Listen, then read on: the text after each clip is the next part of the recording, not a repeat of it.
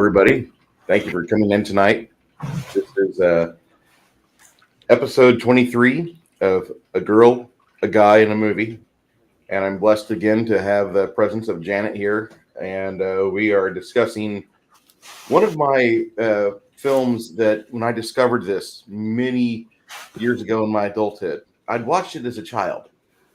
And I thought, wow, that was cool. And as an adult, there was a lot more to break down and digest. And tonight we're going to discuss this movie called Dragonslayer from 1981, starring Caitlin Clark and Peter McNichol,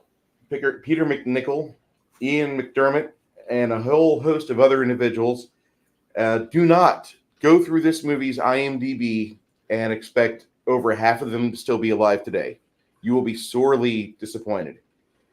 Even the young miss that is the first virgin to the dragon has died of a brain aneurysm or brain tumor back in 2004, I think, 2006. Wow, I didn't know that. Yeah, like this movie, the last few movies I've picked, I've had to refrain from going on to IMDb and looking, what are they doing now? Don't do that. These movies that me and Janet suggest you watch, you don't want to do that because you'll find out things, you'll get disappointed, and you'll be like, oh. The day that Janet or I select the Blues Brothers to talk about, that's just going to be, I'm going to be in tears that entire session. Yeah, so, Janet, I love that movie too. It's like my father and I. Every time I get together with my dad, the Blues Brothers is on TV or it's on the DVD player. There's no way around it. We must watch it. Yeah, I've seen it. I own it. Yeah, it's in my case. Yeah, I love that movie. I love John Belushi. And when I was in New Orleans, down at the Blues Bar, a couple times, I got to meet Dan Aykroyd. Because even though they couldn't do the actual Blues Brothers, he does a thing where he sponsors those types of groups, and sometimes he'll come with his new groups of people that he's got collected for blues, and be at the I can't remember the name of the damn bar though. He's a partial part owner of this club in Las Vegas, and he also has one we also have one in New Orleans, but I can't remember the name of it right this second. I'm like having a brain fog or something. It's okay. In a post-COVID society, I expect 1/3 of the people to have brain fog at any given time. Oh, you're doing math on stream? Let me give you a brain aneurysm. We'll just watch you go. Yeah, that's what you do. Yeah, that's what happens to me every time. You got a billion things in your head, and then as soon as you go live, it's like everything just drains out. It's weird. So, what did you think of this movie from 1981? I liked it. I thought it was really good.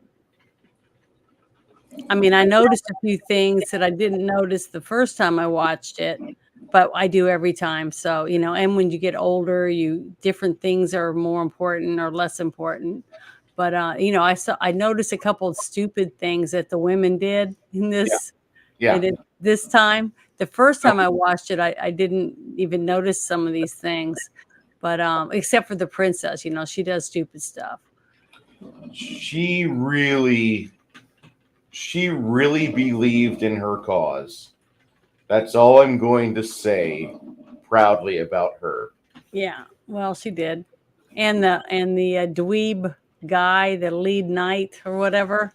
Yes. That guy, yeah, he was a total jerk. So basically, you're watching a movie about a dragon slayer. They're going to slay this dragon because it's killing women, virgins or whatever. But they're being killed because they're being sacrificed to him or to the dragon. But the real person that's the bad one in the movie is the It's the king. Yeah, the spoiled, rotten king and his knight that likes to kill Yeah. and torture people. So basically, they're the bad guy, not the dragon. The dragon, you find out later on. Do you want to say anything about what happens later in the movie? No, I'll let you. I'll let you keep going because you sound like you just like immediately interrupted, and I'm like, Janet was going to go for another 40 seconds. What's going on here? I was, but I didn't want to say something. I didn't know if we're allowed to talk about everything Go. in the movie or not. Everything. Okay. This movie is from 1981. Okay. I know, but people haven't seen it.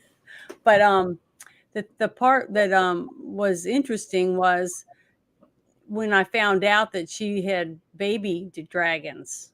Okay, so then more of it made sense that that's why she was hungry. You know, she needs to eat.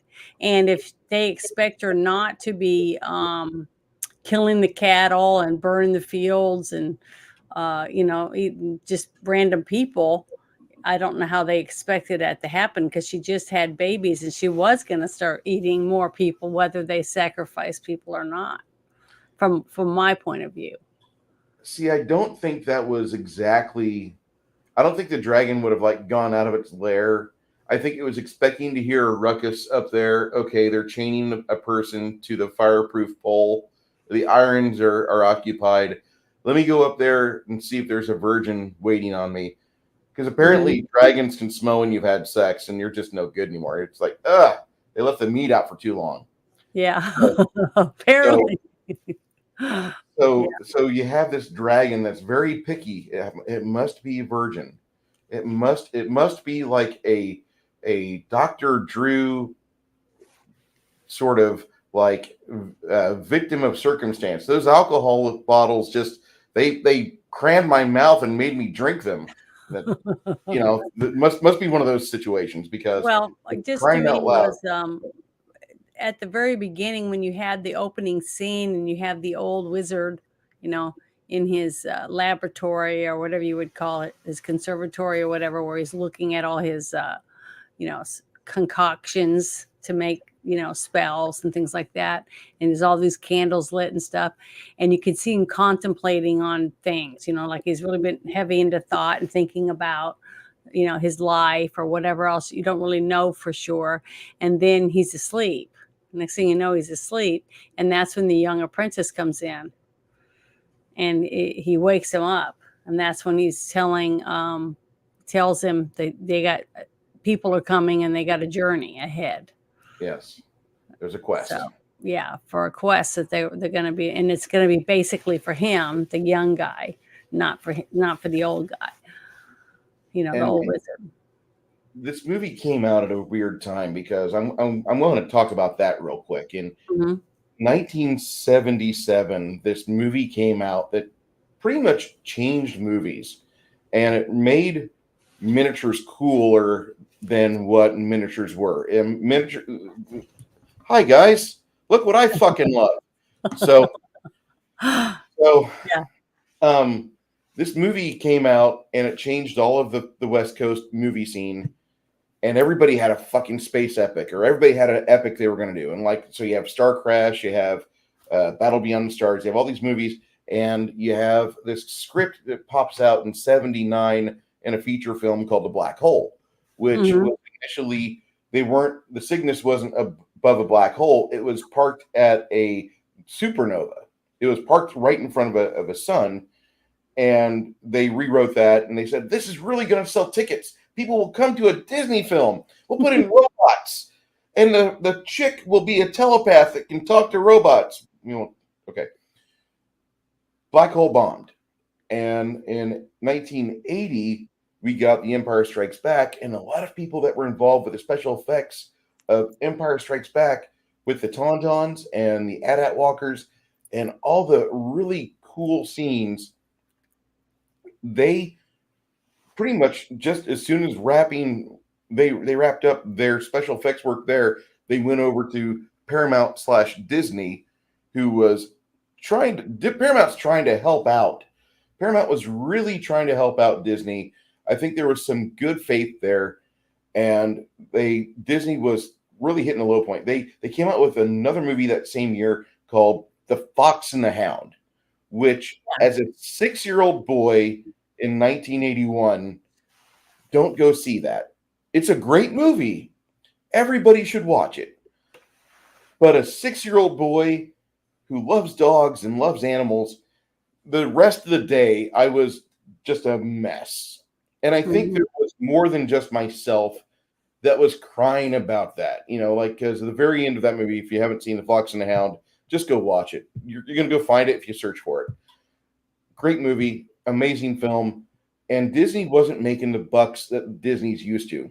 They're at a very low point, and they've got this movie that they thought they could do, and they're getting just put on the ropes. And Dragonslayer was not really well received. It was critically appreciated, not acclaimed, not celebrated. I don't even think they got an Oscar for the special effects, but the same guys that were doing the tauntauns and all the go motion, not stop motion. This was something they did. They did go motion, and they came out with that with Empire Strikes Back, and they carried it on with the Verminthrax, the giant fucking dragon that just, when this movie's on, this is my Die Hard. This is a movie that I will just watch, because even though it's not as enjoyable as Die Hard, which is an easy 8 out of 10 movie for me, there's a couple of, there's a 40-minute span in this movie where you'll see me open up a module for Dungeons and Dragons to start painting and get active with this, and I start doing stuff. But there's a point in the movie where the wizard makes his return. And after that, I'm glued to the screen, because the fucking dragon effects hold up. In 2022, this movie, in my opinion, special effects wise, if you love Forbidden Planet, if you love great science fiction, and you love good special effects, you must absolutely watch this movie. Grab people like yourself, make a party of it, and just sit down and enjoy it, because you're not going to see something like this on screen ever again. This is the only Disney movie I've ever seen where there's a couple frames of male frontal nudity. Not saying that's a proud thing. Peter McNichol is like the rest of us. Yeah. Caitlin Clark shows a little bit more side boob in this movie than Drew Barrymore did. But it was so quickly. It was, to me, it was so fast. It really didn't seem obscene. No. It was a glimpse. It was just a slight glimpse underwater. Okay. And it was fast, just like hers, you know, just enough, the outlined enough, just so you know she's a woman, not a boy. And it gave you enough to feed on, to where you're like, okay, that's not a dude. Yeah, dudes don't have pecs not like what that. we thought it was. They're pretending to be a boy so that they're not put in the lottery. And then afterwards, he's telling her, "No, I knew you were a girl all along." Yeah, and you could tell when he's fumbling, putting his clothes back on, that he knew. He did not know. He was shocked as you know what when he saw underwater. What the? I thought it was an adorable scene of a coming of age love affair, type of thing. And it was very romantic. Not that part, but the cuteness of a young woman who's untouched when it comes to understanding exactly what's going to happen. When two people get together, how they interconnect or whatever. He was 27 in this movie. She was what? He was 27 when he filmed this movie. But he didn't look it. No, he really didn't. Yeah, he looks really young. He still looks young because he's little. I mean, he's a small. He's like he's fun size like me. Yeah, I mean, 7-ish. No, I've seen lots of guys that are shorter, but they have, bigger hands and bigger shoulders and things like that. This guy was small all over, like, not as little as Prince, but a little bigger. He's built like a university staff. He's Yeah, not. yeah, He's yeah, not somebody- young ball boy, at the Wimbledon. And You know, Caitlin Clark was 29 when this movie was being filmed, and it was released. So I mean, they were still fairly young in yeah, this but they time. were definitely not teenagers like what this movie was trying to portray 'em, but nobody in Greece was a teenager either. No, So, you no, know, no. lots of grown-ups were cast years ago as a teenagers We part. were forced to believe that the facts of life. These Mhm. teenagers were in high school for over 9 years. Yeah. Yep. Um, but this is a movie that kind of Disney was trying to find their footing. It feels like it really feels like that they didn't know what direction they wanted to go because they just put out this animated feature, and the Fox and the Yeah, Hound was not getting a the lot of love. I mean, people were going to see it, but the the reaction that people were having, it was worse than the old Yeller reaction. well, the thing is, what I read, the small thing that was able to find, it said that, that is it Metro who's it? Metro Golden, Yeah, Metro Golden Mayer or yeah, whatever. Okay.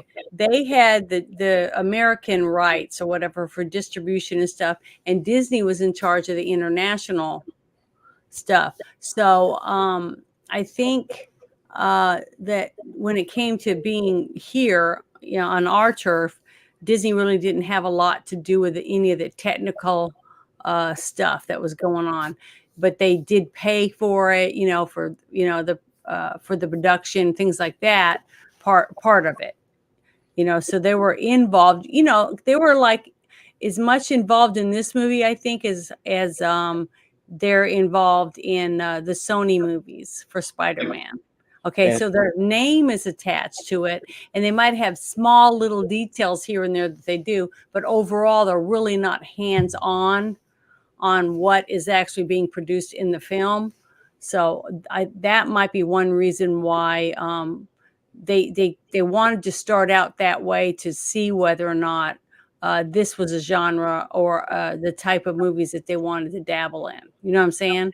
and it was kind of sad because if this movie would have performed better at the box office, which it by rights could have, I don't Mhm. know if they did a lot of marketing or not. I don't remember this movie in theaters. I remember it on HBO. Yeah, I don't remember ever seeing this at the movie theater. But there was a couple of movies that came out, fantasy type movies that came out in the same time as this movie did. You had this movie, Hawk the Slayer wasn't too far away. Kroll was after that.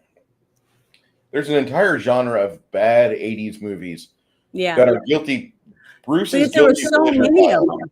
But there were so many movies all coming out in the early 80s, you Because know. they couldn't have the money for the science fiction epics like what Star Wars did. They Yes. they tried that in the late 70s, and you had Star Crash and The Man Who Saved the World and a bunch of other really bad Turkish Star Wars. You had a bunch of really horrible movies that came out. The only movie that really to me came out and succeeded, even the motion picture for Star Trek was a failure. Mhm. It's watchable. That doesn't mean that it made money for them. They didn't do well. Conan was 82, Dark Crystal, Ghostbusters. Yes, I'm telling you, they didn't have a lot of money for science fiction epics. People were learning their lesson by like 82, 84. You had Blade Runner, which was not done on a big budget either. Mm-mm. Lots of good miniatures for that. Um, but you have all of these movies that came out in the late 70s, and the space thing hit. The only thing it really did well was Battlestar Galactica. And when they turned that into a TV series, it lasts barely a season. So they put it out again. We'll put it out as Battlestar or as Galactica 1980. We'll put it out as this, and they had like three reissues of Galactica trying to continue this series, and it didn't really catch. Not until 2004 when they redid the series, which, Yeah. yeah. Anyway, um, this movie came out at a really weird time, and it just felt like in the armchair, yeah, lots of Italian fantasy schlock. The only thing that really took off after this, uh, Dark Crystal was good, Conan was acceptable. at the theaters, and I'm saying this in a financial sense, not in like what I love to watch. I'm saying that the movies that came out that got like really popular was like Mad Max. Mm-hmm. I'm not going to mention Empire Strikes Back because that's just a gimme. Mad But Max. that wasn't a fantasy movie. No, but it was I kind of a think fantasy that film because it had the traditional fantasy hero tale, like a hero's journey, like yeah, Star but Wars. that was more like Post I don't know, what's that word? apocalyptic. Yeah, it was more in that genre with fighting and battles with weapons, like guns and knives and stuff like that. This one was magic and swords, that type of thing. There's total difference in that. I think for young men to want to go see if they got money, okay, and they're going to either go see this one with the dragon and fighting with some swords and maybe some girls' boobies, or we can go see this movie and it's going to have action packed because it's going to be fighting. It's got Mel Gibson, Yeah. I just think I can see why someone would spend their money on this and not that. Now, see me, if it was at the movies, I probably would have went and saw at the fantasy movie. So But I'm not everybody, so. and they have the Sick Nation 31 King says it was a change in technology and attitudes were starting to vacillate a little bit here and there. Money's being tossed around, and everyone's trying to find this lightning in the bottle that this George Lucas guy over here did, and how can we do that? And it was a very interesting time. If you're a movie lover, not a movie critic, if you're a movie lover, you could have had a video store in the late 80s, early 90s, and as long as your tapes stayed in good shape for what we just mentioned there, Conan the Barbarian, Dark Crystal, Blade Runner, Ghostbusters, Empire, the Star Wars movies, if you could keep your tapes in good shape, you would be happy. You would be really happy. And there was also some animated movies that came out about the same time that were not typical Disney animated films. You had Fire and Ice, you had Wizards, you had a whole host of things trying to ride the Lord of the Rings and Hobbit train out of Robert Baschke's little studio, Secret of Nim. Really different sort of films. And it was a neat period of time, and I was blessed to be a young kid at that time. Yeah. Like I was in my 6s and 7s.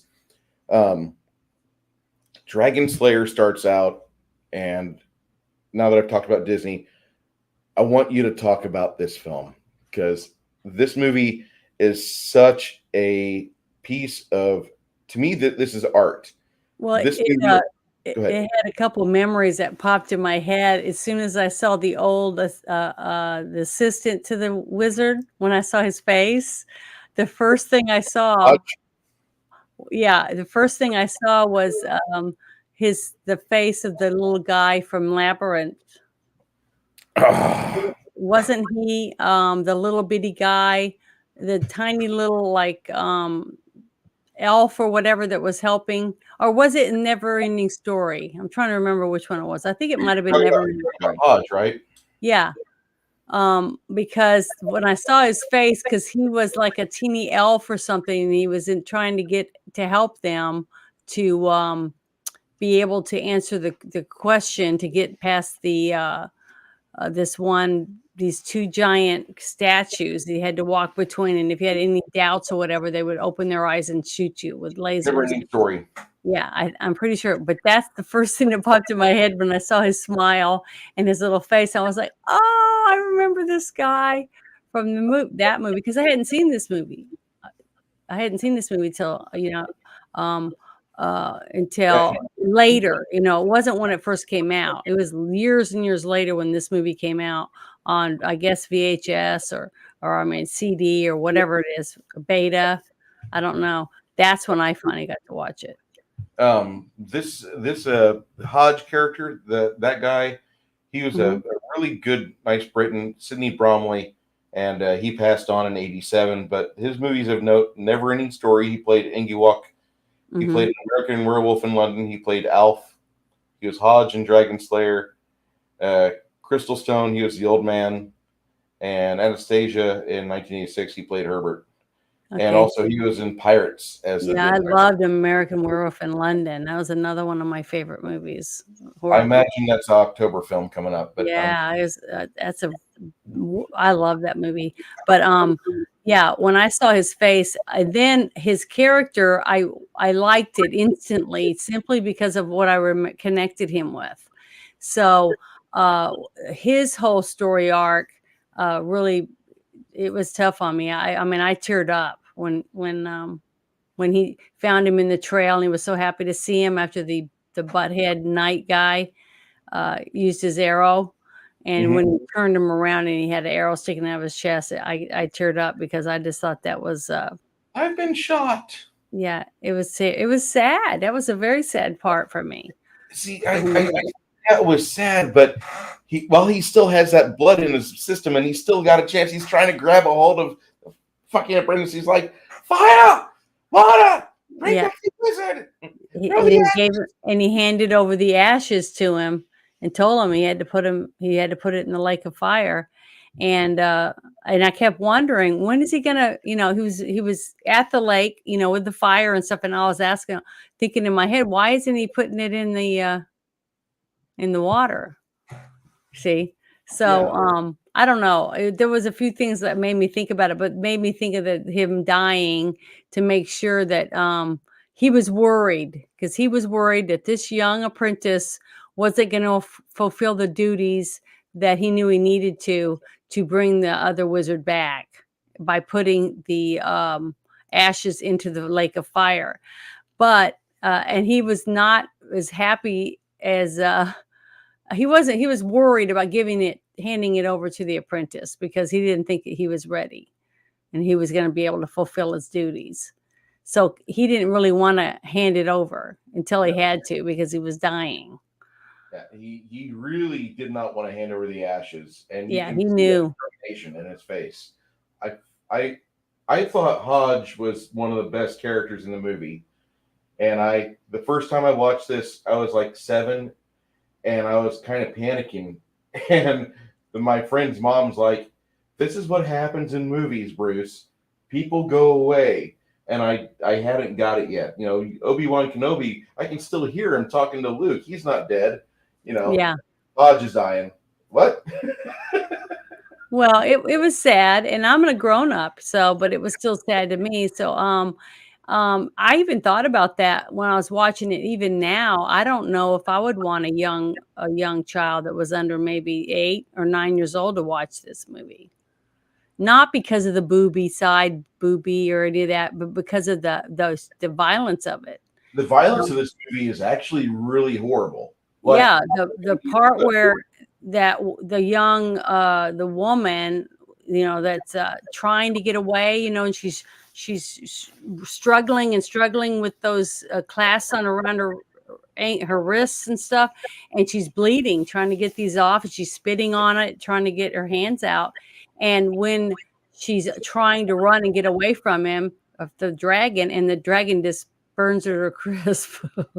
That's kind of terrifying. The whole scene, and the dragon, even though, because they had jaws, and they used the fake shark, but it was realistic enough to scare me out of the water. And so the dragon in this was the scenes. I like the scenes more with the puppet dragon they had, with the tail and the scales and all the different stuff, compared to the one in the CGI one in the cave, that was crawling around. I didn't think it was near as impressive as the big puppet. Even the baby dragons to me were very scary and gruesome, but realistically looking, they would make me cringe. You know what I'm saying? yes, So I definitely thought that part was really good, because I liked to actually have. I don't know. I really love creatures, so that's just me. But to see the animatronics today compared to this one, as you could tell, was probably like like Jim Henson puppets, where they pulled strings and things like that to get them to move. I thought it was really good. I mean, I thought they did a very good job at making it as realistic as possible. Because when I did watch it, I think it had been out for maybe 10 years. The first time I did see it on DVD or whatever it was. I don't remember, if it was a DVD or not. But I just remember watching it then, how I thought those special effects when it came to the actual puppeteering or whatever of the dragon, I thought were really, really good. Very believable. Like when they're burning up, when it's outside the cave and it's burning up the people that it was going to eat. It was cooking them up for them for dinner. I just looked at the IMDb for the visual effects department for this film, Hmm. and it's about 60 to 75 people, Hmm. a lot of them. Yeah. And then found out that Phil Tippett is part of the group that was helping out with Empire Strikes Back. And his disciples were working with him. A lot of names from Empire are in the same category for visual effects here.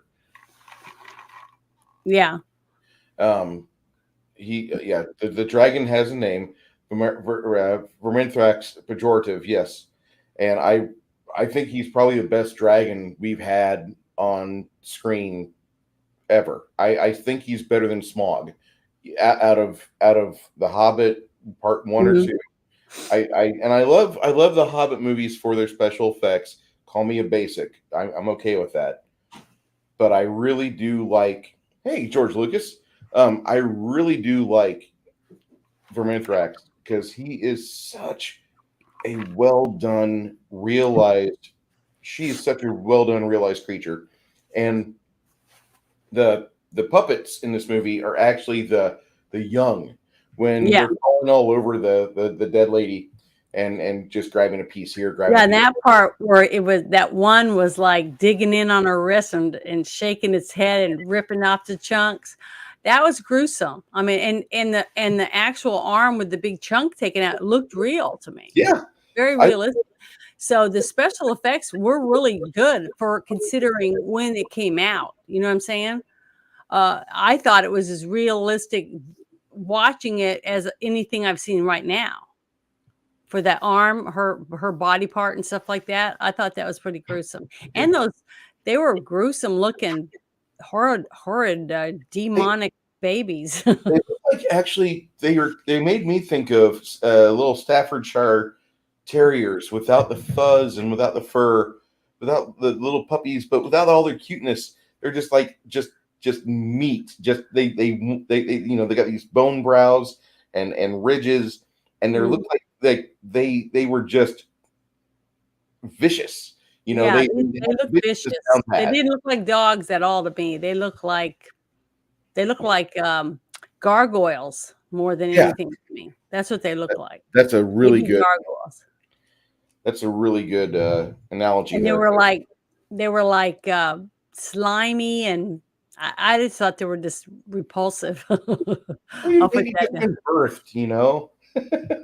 So, but the thing is, it was pretty I thought the special effects were really, really good. And when the young maiden went out to find the scales, Hmm. to make a shield, uh, the actual the way they made the scales, and they actually had hair on them That you because could see where they'd been plucked out or where they'd shed, and yeah, it but was the like thing is, forced. the way they made the scales to me looked very believable in my mind about an animal that a mystical animal, an animal we don't really know anything about.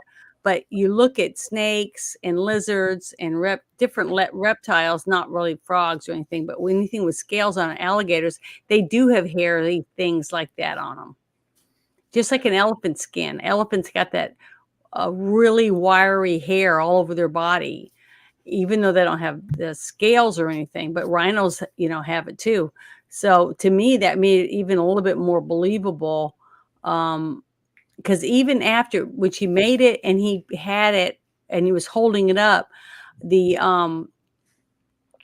uh, that after the fire went down all over him, around him and stuff, which looks so realistic to me. You could see the smoldering heat coming off, but all the hair was gone. If you go back and look, because I looked at it a couple times, the little hairs from the actual scales were no longer on the shield.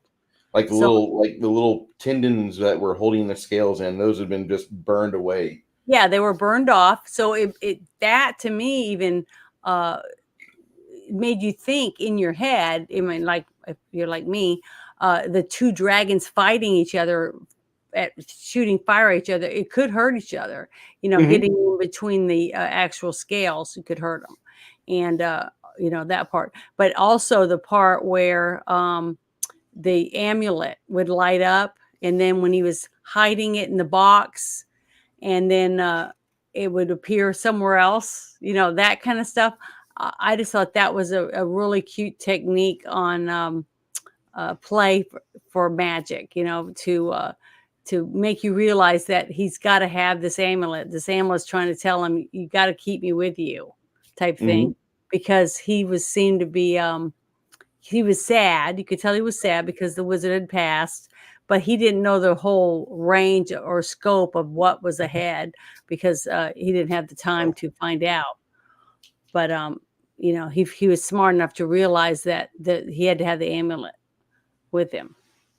So I thought that was that whole thing in that scene where he's putting his master's things away and cleaning up the laboratory or whatever you would call his wizard's laboratory. Yes. Yeah, but he was doing all that, and then him putting the hat on with the snake on it, reminiscing about what it would have been like to have been a wizard, and things like that. So I just thought I thought he just looked way younger, and he did well playing someone I thought might be 18 or 19 years old, in the movie, to me, as a young boy that wanted to become a wizard.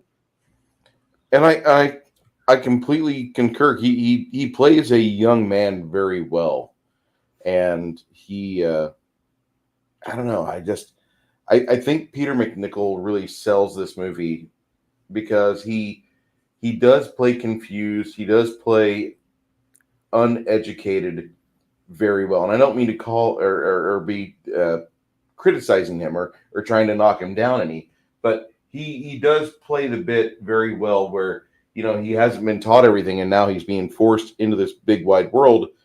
And he's put it upon himself to try to fulfill his master's wishes and duties.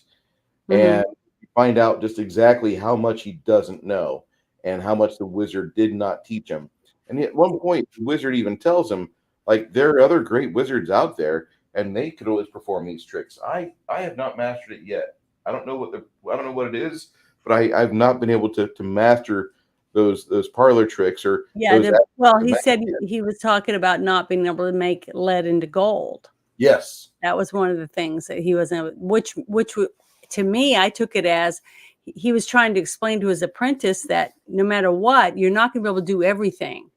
Because there's some things that some wizards just can't do, but other wizards won't be able to do what you can do. That type of thing that makes you an individual and it separates you from other wizards because you have a speciality that you're really good at. And then other things that's like, you're not as good at it, but it doesn't mean you quit trying to get better. So because constantly told him to make sure he kept practicing and kept practicing. So when he did the one spell to rid the people of the dragon, when he looked up and he saw the mountainside and he was deciding, okay, I'm going to get these rocks to come down and plug this hole. And if it's the only opening, then the dragon won't be able to get out. Okay. Which was smart. I mean, it really was because nobody else had thought about doing it. Yeah. Nobody else had tried that yet. And he was one of the few that could do it. And he didn't, when he had the giant boulder had came down, he thought it was over with. And then everyone can hear the rattling, the rocks are rattling, the ground is shaking and moving because it's going to be humongous landslide, avalanche of boulders. So everybody starts running and stuff, and he's trying to tell it, no, he's trying to change his spell to make it stop, raining rocks or whatever. But I thought that was a little bit of comedy, thrown in there, of his learning, of him learning what to do. But the thing is, he didn't realize that his thought process of what to do and how to solve the problem was part of the learning too, because he was smart enough to think on his own, because no one else around him said, hey, why don't we do this and make all these rocks fall? He did that himself. So he had the knowledge to be a great wizard without realizing he had the knowledge to do that, because he came up with his own idea and then he saw it through without anyone else suggesting it to him. Well, at least that's what I picked up from that one scene. How did you like the way that they set up the movie from Act 1, talking about the first act, the first sacrifice, the little bit of parley between the wizard and Galen? How do you feel about that? Were you fairly impressed with how they set up everything, and they let you know that this is indeed, we're on the cusp of the Dark Ages?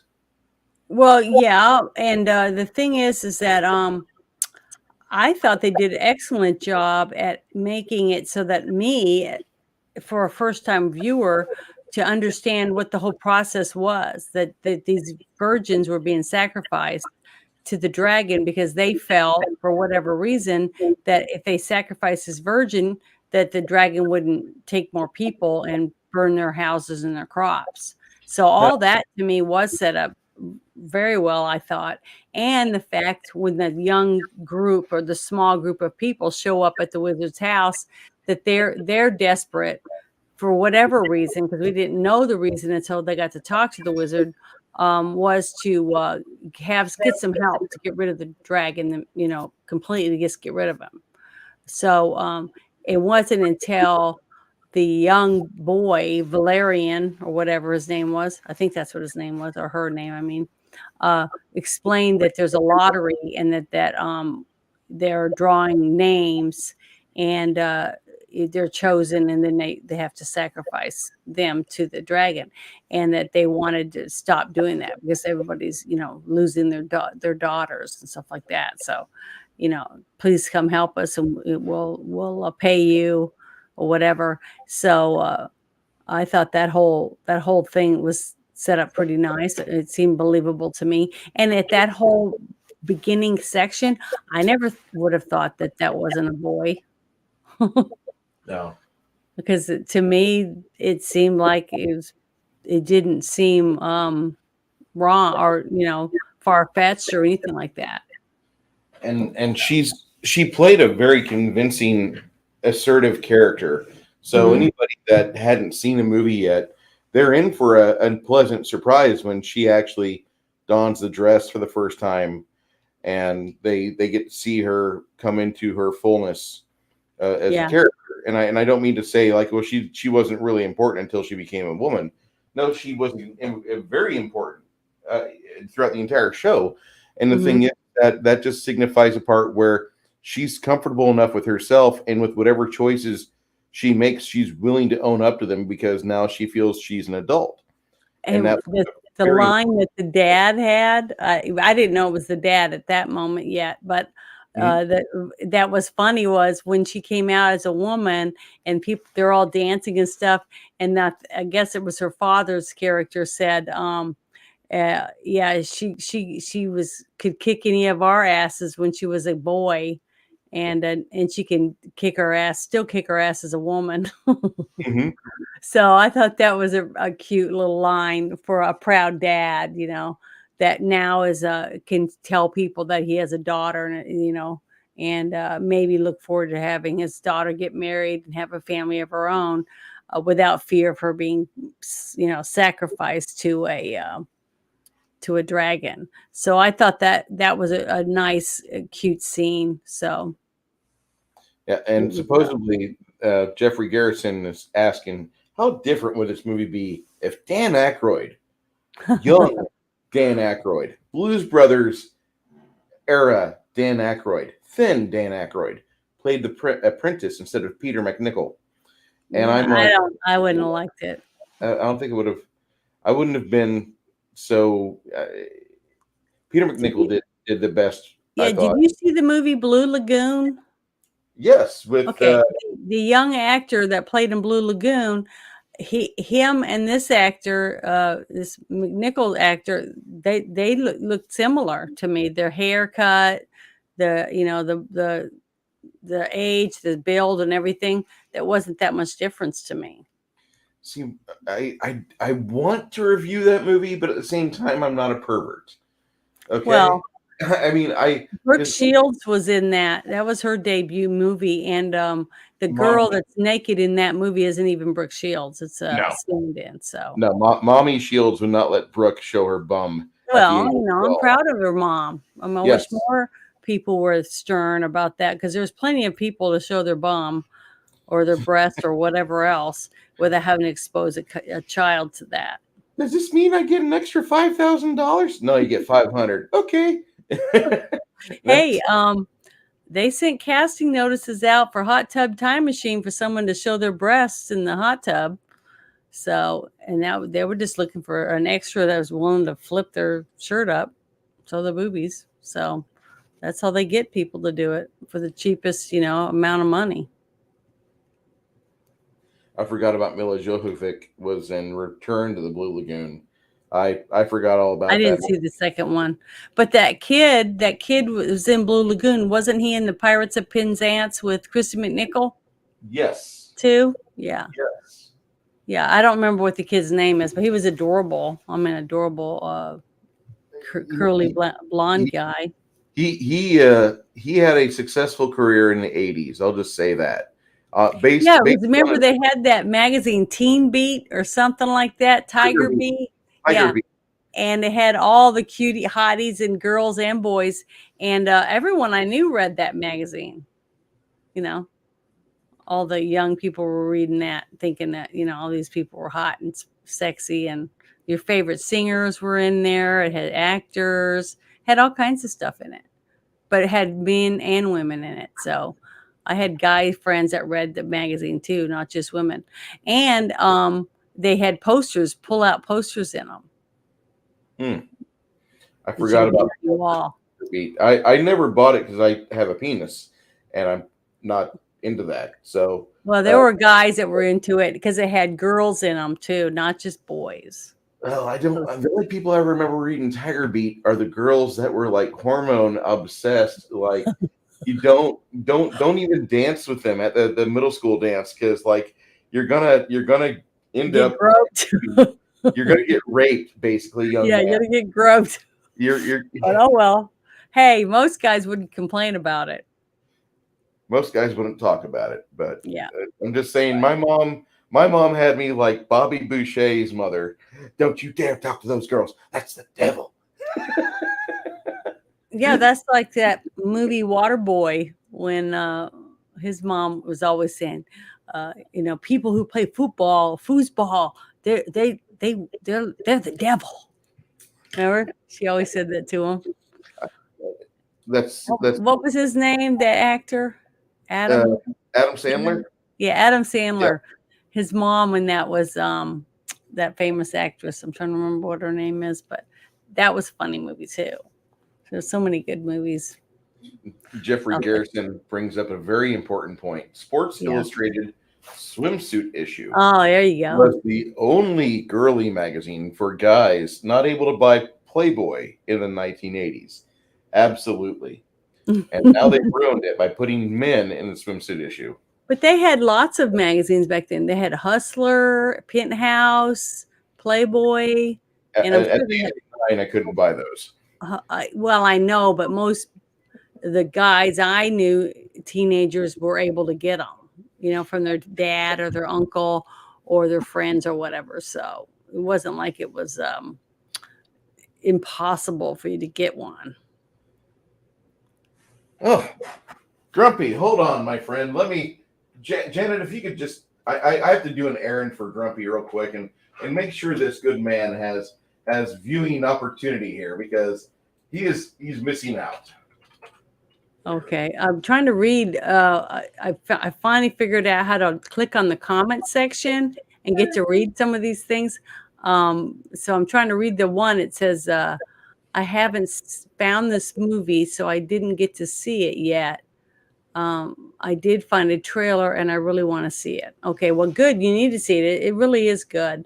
It's very reminiscent of really good movies that did come out in the 80s, and I thought it was had good character arcs for all the characters that were in it, even the bad guys. I mean, they're bad, and you want to see them be punished, so that means they did a good job. But the story of the development of the young apprentice to become a wizard, that whole concept of that is just phenomenal in this movie. If you're into wizards and dragons and the fair maiden, whatever type thing.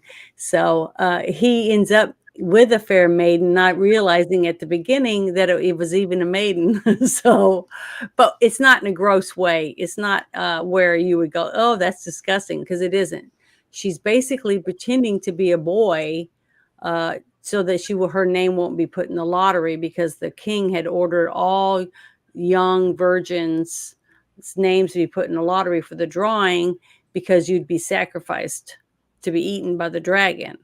And the premise of the whole story was that the king had his own daughter that was old enough to be put in the lottery, but he wasn't having her name put in because it was his daughter. So when the princess, found out that her name was never put in, she made sure that every name was taken out of the bucket and had all the little ledgers that were in there with her name on it, because she wanted to make sure that the people knew that she thought that wasn't fair, that her name wasn't in there. And so she replaced everyone's daughter with her own name.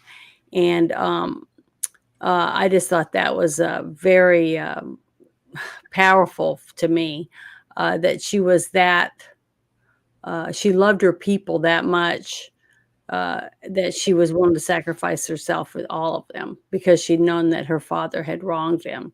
And I just thought that was a very good part in this story.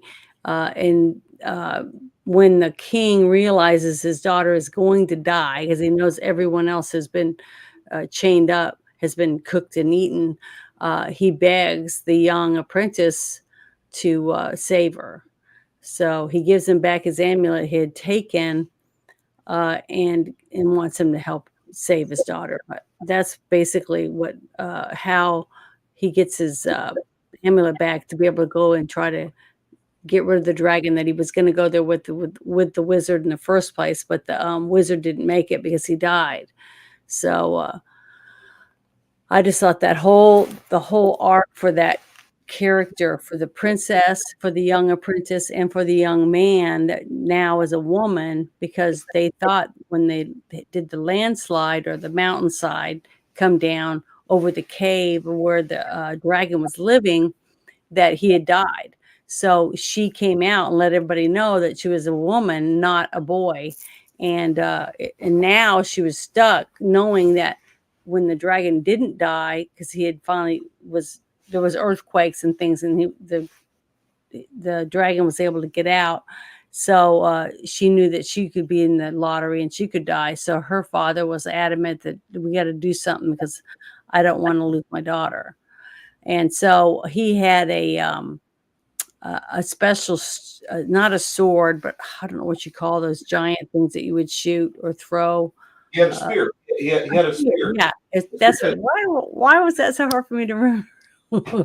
But he had it hidden in the river, so they pulled it out, and then he brought it back, and they were gonna work on it to strengthen it and make sure it was ready and strong enough to take out this humongous, ginormous dragon. And that whole I don't know, just not the whole way and how they worked that out and the story behind why he made it and everything.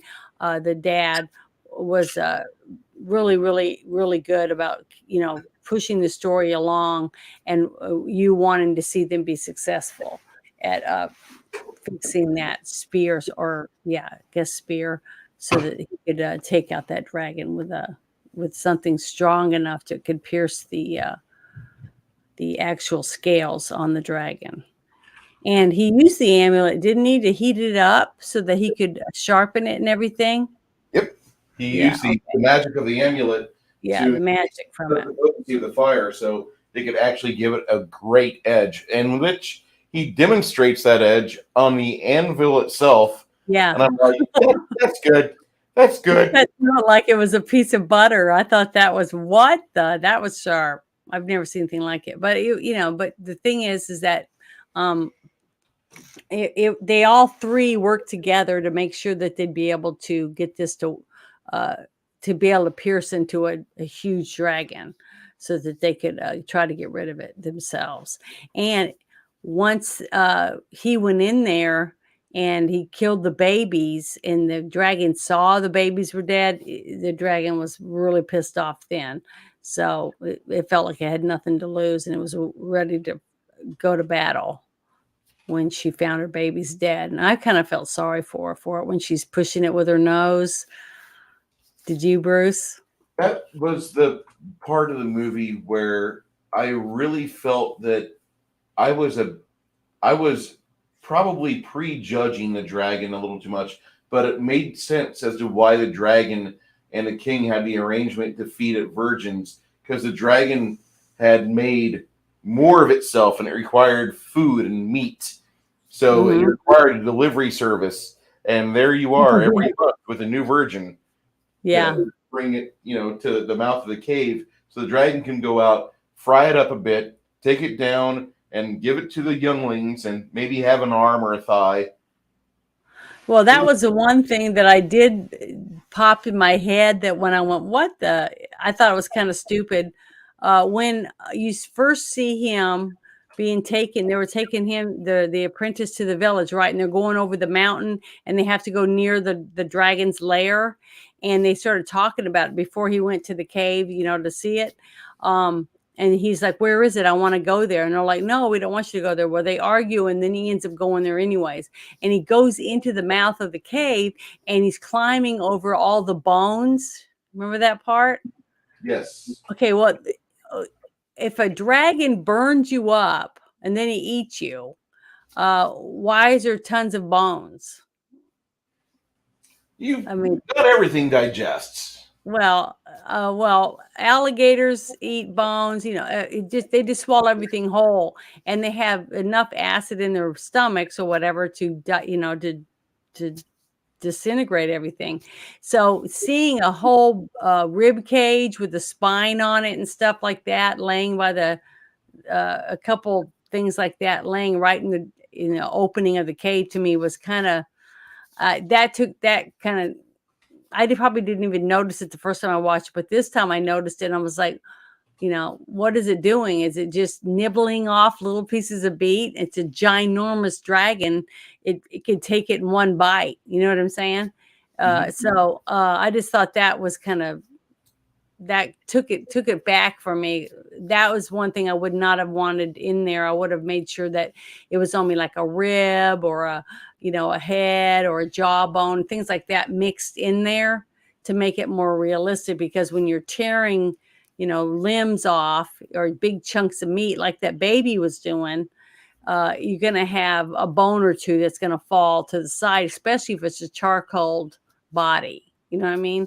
Yes. So to me, that's one of the things that I would have looked at when I was looking at the script or whatever and how the props were going to be out or whatever. I would have done that because I don't know why, but when I watched it this time, that jumped out at like a ring or a neon sign. I'm not trying to nitpick it, but I just thought, it was so good up to then, and he's going in there, and the cave the opening isn't really that big. So I was wondering how the giant dragon was able to get out in, in that part where he's ducking his head and he's trying to get in there and there's all those bones there. It's not that big of an opening.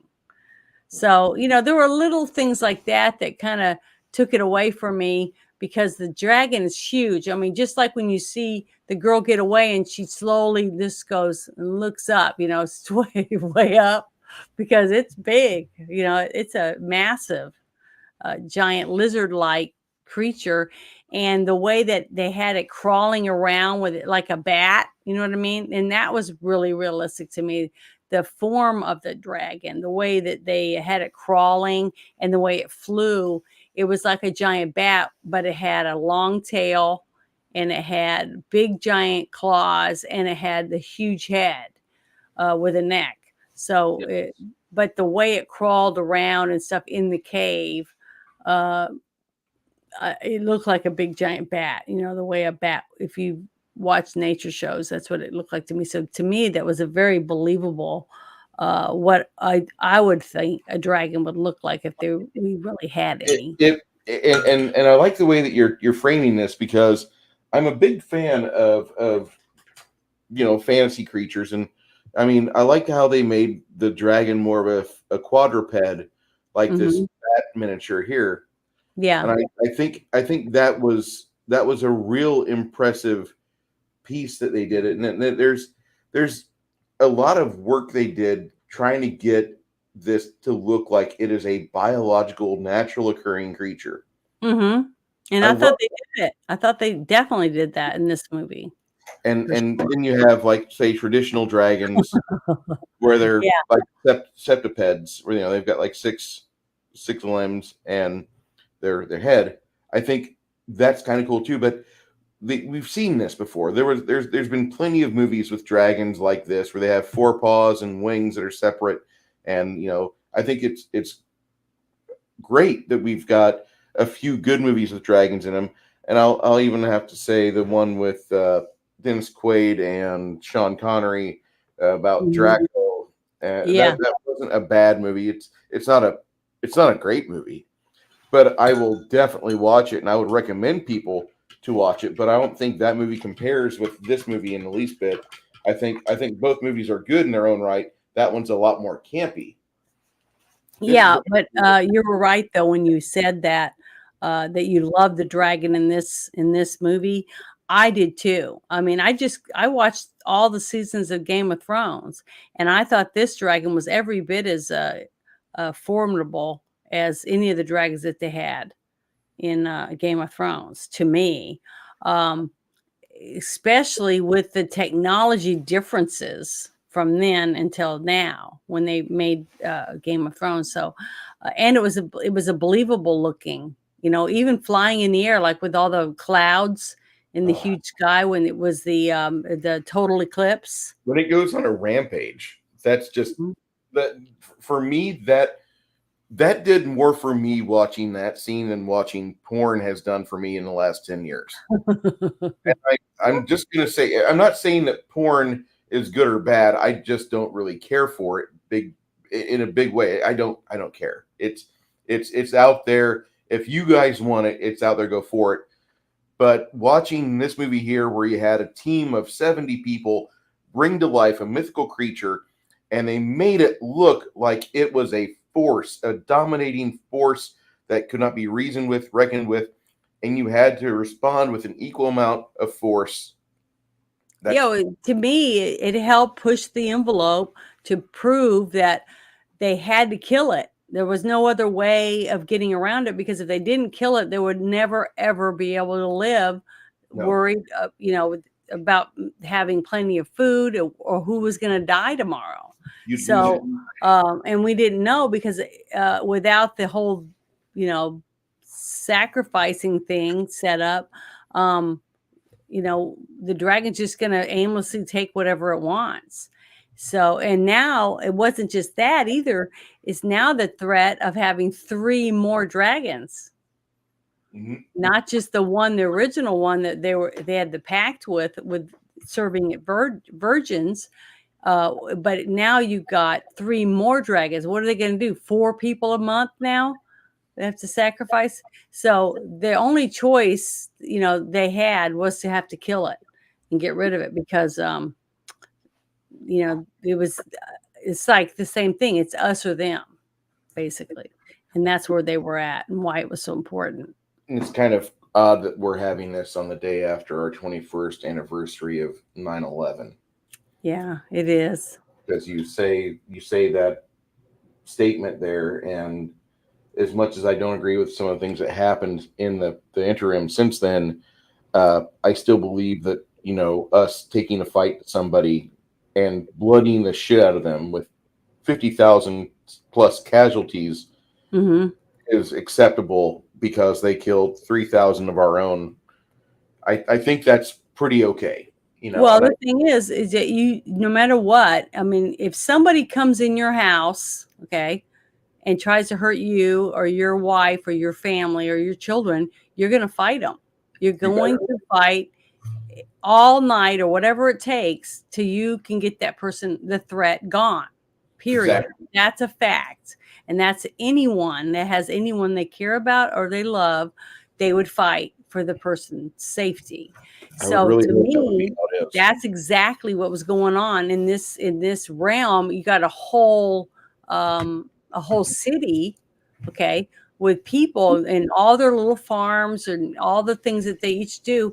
Well, how does the kingdom, which is the king, protect his people? And so you can't really get mad at him. Just like he explained, his brother went out, tried to kill the dragon, and it pissed the dragon off, and then we came back and he burned the crops and burned our homes and killed a whole bunch of people and our livestock.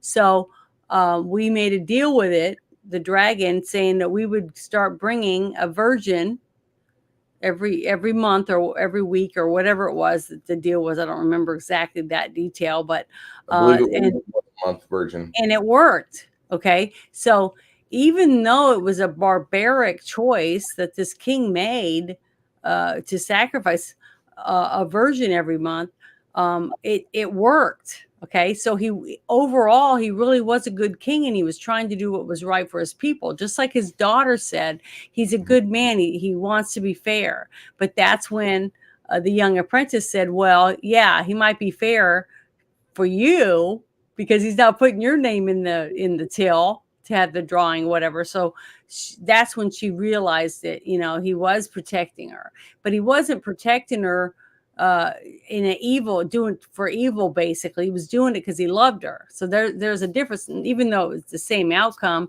he loved his daughter and he didn't want her to be put in there at risk, maybe having her name drawn. So which was wrong. But a lot of us do that as a parent. We will help them with their homework a little more than we should, help them with their art projects and things like that, because we want them to be successful and we want them to go to school and have their friends say, oh, wow, that's really cool what you did or whatever. But even though we should be supervision, sitting around watching them do it and not doing it for them or doing most of it or whatever, and making the kid actually do it. But all of us, I'm sure, anyone out there that has a kid has helped their kid do something like that, even if we weren't supposed to, because we love our kid and we want them to be, want them to do a good job, and we want other people to think our kids are awesome like we think. So I can see why that king would make the sacrifice to protect his daughter. So when he was forced to face the same thing that happened to all these other parents who lost their daughters, now he was faced with the same thing. So in a way, his character arc came full circle because what he had put onto the people was now happening to him. Even though he never thought that would ever happen. He never really had to look at it. And now he was desperate. And he gave the amulet back to the young guy and said, please save my daughter. Even though he couldn't, because she jumped in the cave on her own and the babies killed her. But he was trying to save her. He was trying to fulfill what the king had asked him to do. So, because he was a good person, the young apprentice. So, I just thought all that was really, really good. The story arcs for the characters was very entertaining and very believable. You wanted to root for them because you wanted them to win. You wanted them to be successful and finish their quest. So that's how I felt about it. Thank you, Grumpy Old Ninja, for putting Janet's TikTok link in the chat. If you don't mind using TikTok, I don't, but others really like it. I do recommend checking out Janet's TikTok and check out her YouTube as well. Well, on TikTok, I don't really watch other people's videos that much. Just people I know personally, they have a TikTok, and I'll go and I'll like their videos, but I don't really sit and just flip through them like other people do. I've seen people sit for hours and just go flick, flick, flick, flick through all these. I'm not into that. I just make them, put them on there, and then I'll look at my friends and like them or whatever, give And them. I really appreciate you guys subscribing to Janet's channel. She's got a ways to go to hit 1,000 viewers and 4,000 minutes. When you do 3-minute videos, it is kind of hard, but she is a very easily digestible product as far as her media is concerned. And she's very enjoyable to watch and gives a lot to think about later on, too. Thanks, Bruce. Not a problem. I really think that the way that the blacksmith guarded his daughter, I think this movie has some real good parallel stories in it where the king guarded his daughter from being in the lottery, and the blacksmith. And so did the blacksmith. Yeah, the blacksmith did the same thing, but he kind of did things in a more not more in plain sight way than what the king did, and nobody suspected it until after they have that dance. And but she chose to put a dress on and expose herself. The dad wasn't the one that made that decision. She did because she wanted the young apprentice to know that she's a woman. Yes. And that she was interested in him. And that's why she asked him, "You're in love, aren't you?" Because she thought he was in love with the princess because she is beautiful, So I thought that was adorable, that whole thing. But the dad protecting his daughter and making her pretend to be a boy since she was old enough to be put in the lottery, a young maiden. He didn't put other people's kids in harm's way like the king did. No. Okay, so so we give him, as a viewer, we give him a pass because he was doing something the best he could for someone who was poor, didn't have other means of somehow getting her out of there. And then she had the very best way of getting herself out of it by saying, "Hey, we just sleep together. I'm not a virgin, and and I'm not won't be in the lottery anymore." So that was her way of saying, "Well, jump my bones, buddy." And I think she got what she wanted. And so did he. And then some. Six Nations 31 Kings says, "I just need 72 hours a day to catch up everybody's streams and uploads. My friend, my pain. My watch folder, the 2-watch folder that I have on my YouTube is over 4,000 hours of videos I need to catch up on from 2015 till today." And hello, Travis 1975. How you doing, sir? What did you think about after the reveal? Mm-hmm. You have a few story beats where they have to go find the spear, and then they hone it and make it razor sharp, cut the anvil like butter, and then he has to go sneak into the king's chambers. Yeah, to find his amulet. To find that amulet. How did you appreciate that? Because that's one of those, and yeah, spoiler alert, that's one of my favorite parts of the movie because you really get to see Galen trying to be resourceful with what wits he has. He's not book smart. He's good, but he's not book smart. He really falters on that part of life. And that's, he has a short attention span. You can tell that he is so eager to do something or to he wants to prove himself. Yeah, prove himself, that he doesn't take the time to really investigate all different aspects of how to do something and finish it. he jumps, jumps in with head first with both feet. So, but that's what makes him who he is. And but he did think about it when he made the landslide. Mhm. It's just that he wasn't thinking it past, like I said, he didn't think it through, because if you do this spell with the amulet, as strong as it is, how many rocks are going to come down? See, uh, he should have thought about it to make sure that the spell was small enough to only have this small section fall, but he didn't, because he becomes overzealous, about, oh, I gotta make this work. I can't go back and not be successful. He's not thinking through the consequences of his actions, which I thought was really good and very believable, because as a young man that's wanting to impress the woman he loves and become the wizard that he wants to be, he's got all these things that he wants, and he's trying to cram it all into one little, bag of goodies, and is not thinking about what the consequences are of putting that much stuff into one little bag. No, Does that make sense? that's a very good description of men in their youth when they're still boys, and they're going through that transition. This is a good.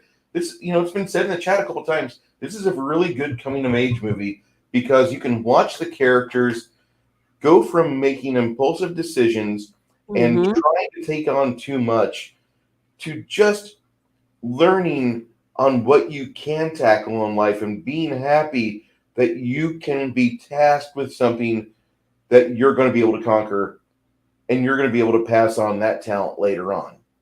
That's my takeaway from this movie. This is a fantastic film, and special effects aside, the story is great, because you get to see a man come from a boy, and by the end of the movie, he's making good decisions. He's realizing when timing should be done, when he is supposed to act in certain ways. And you finally see that, and you can see it in his face. Yeah, but the part where they're up there, and he's revived the wizard after he threw the ashes into the lake of fire. Okay. And he walks out and he's like, "Did you bring anything to eat?" So I thought that was great. a nice little comedic line, because he's been gone for a while, but he was dead. So, why would he get hungry? I mean, I just thought it was funny and comedic.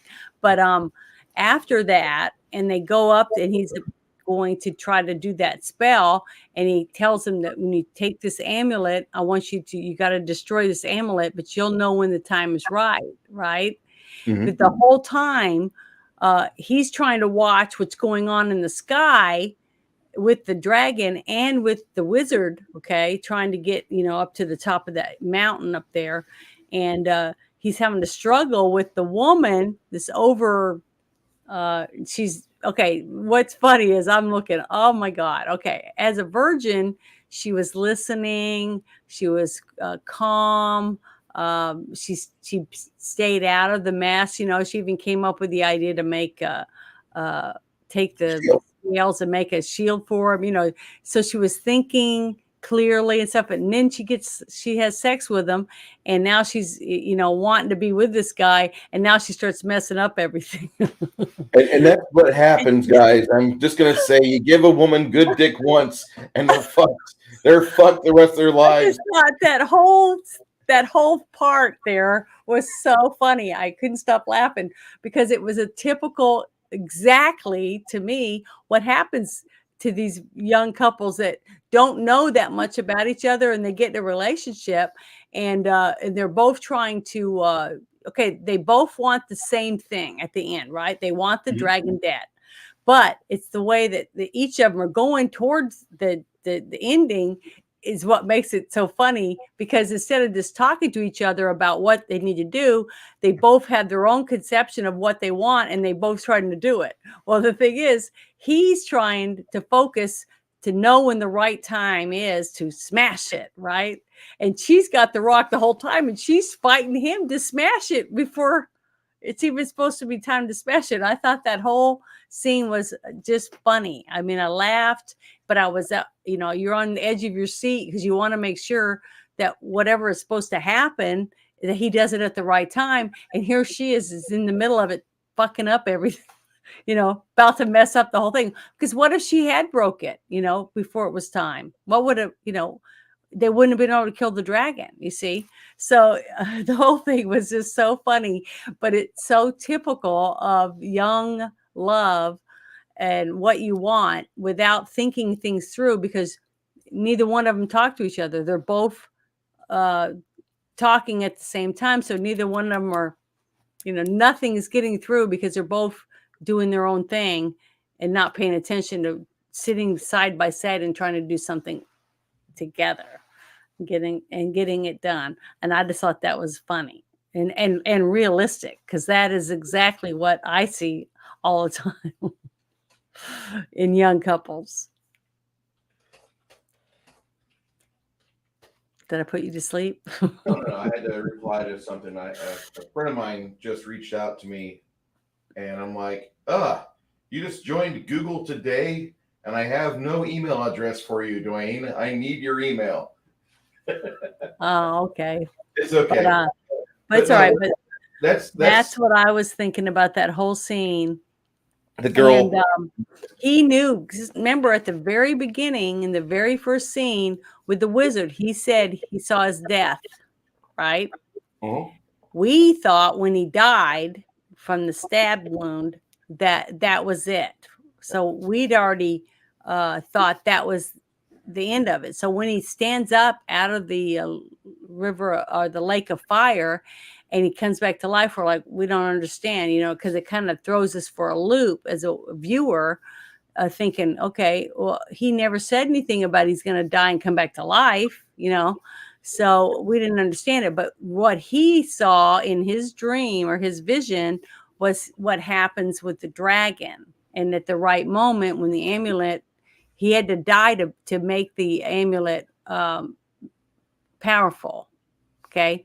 Because when he had the amulet, it wasn't the same power behind it that it was when the apprentice had it, because his spirit was now in the amulet to made it really strong and more powerful when the young apprentice was wearing it around his neck.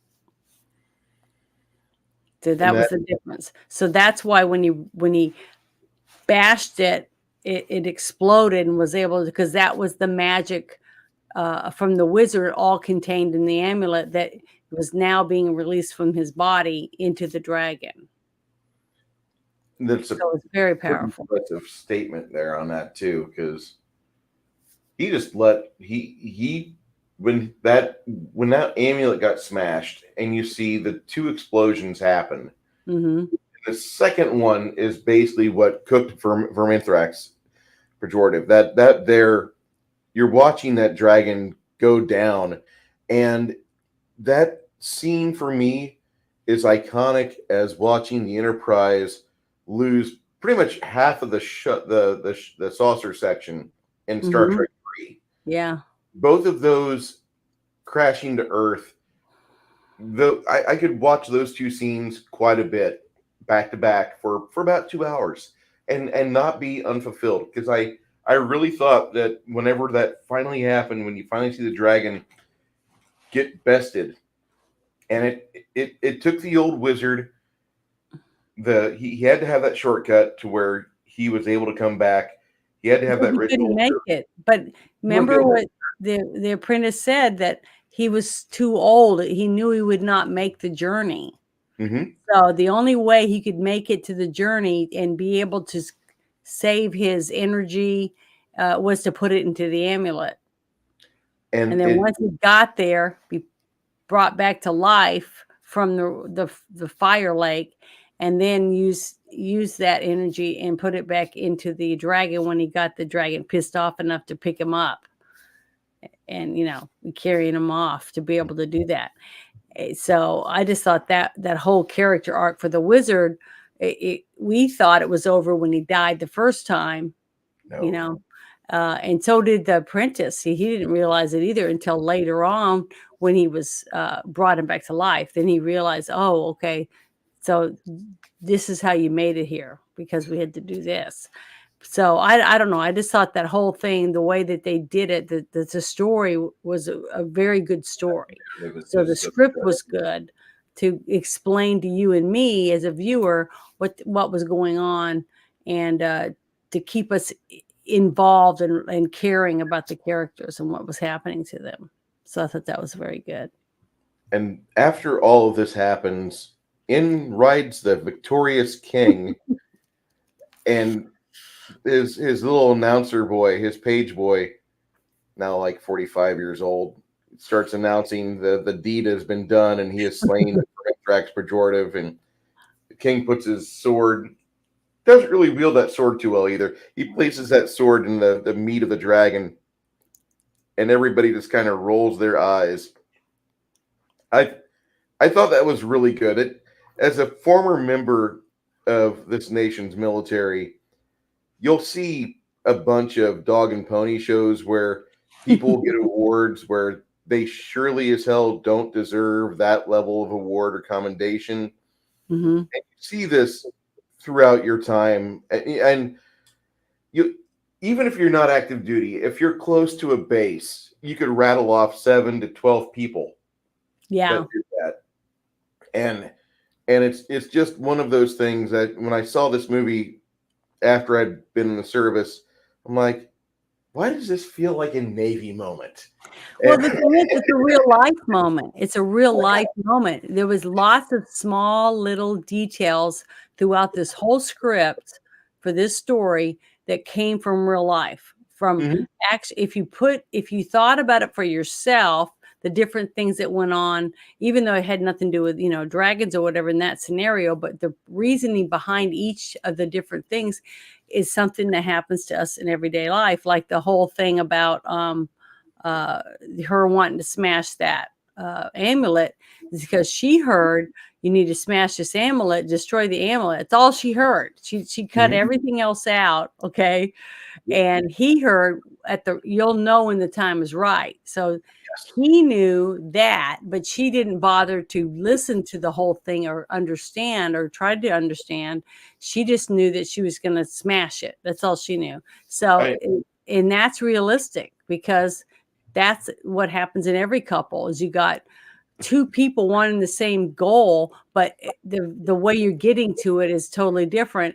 And some people want to jump, over the fence and cheat instead of running the whole distance to, the race, what I mean? They're going to run straight through instead of following the track like you're supposed to. So it's different ways of people doing things and trying to finish something. And I just thought that was, really good a vision or a point of view to share with the audience to make you think about how you do things when you're doing it with someone else that you said you would do something with, and then you're trying to do it all yourself. So basically, it's like a glory hog or whatever, Yes.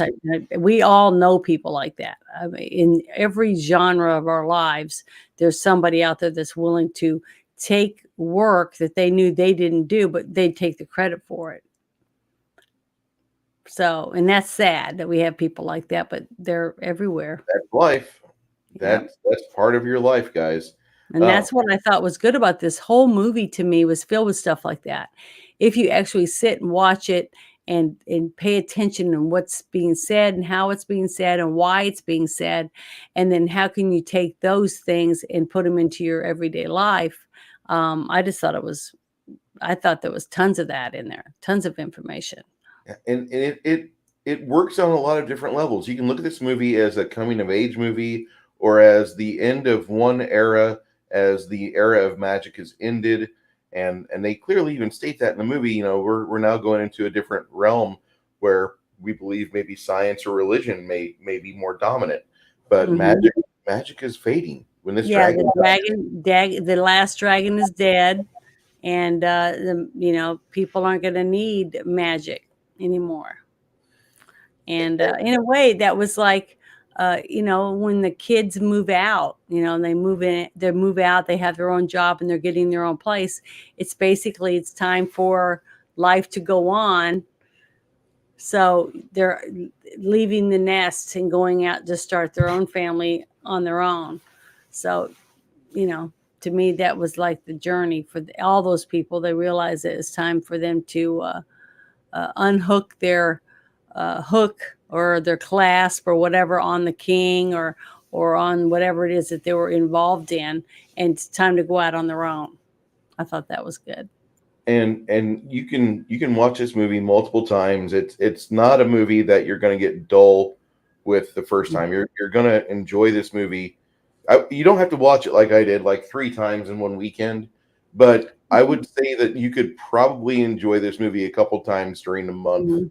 Yeah. And if you're having just a bad day, this is one of those films that you can watch it and you can appreciate it for the dour attitude that comes through the themes and through the scenery.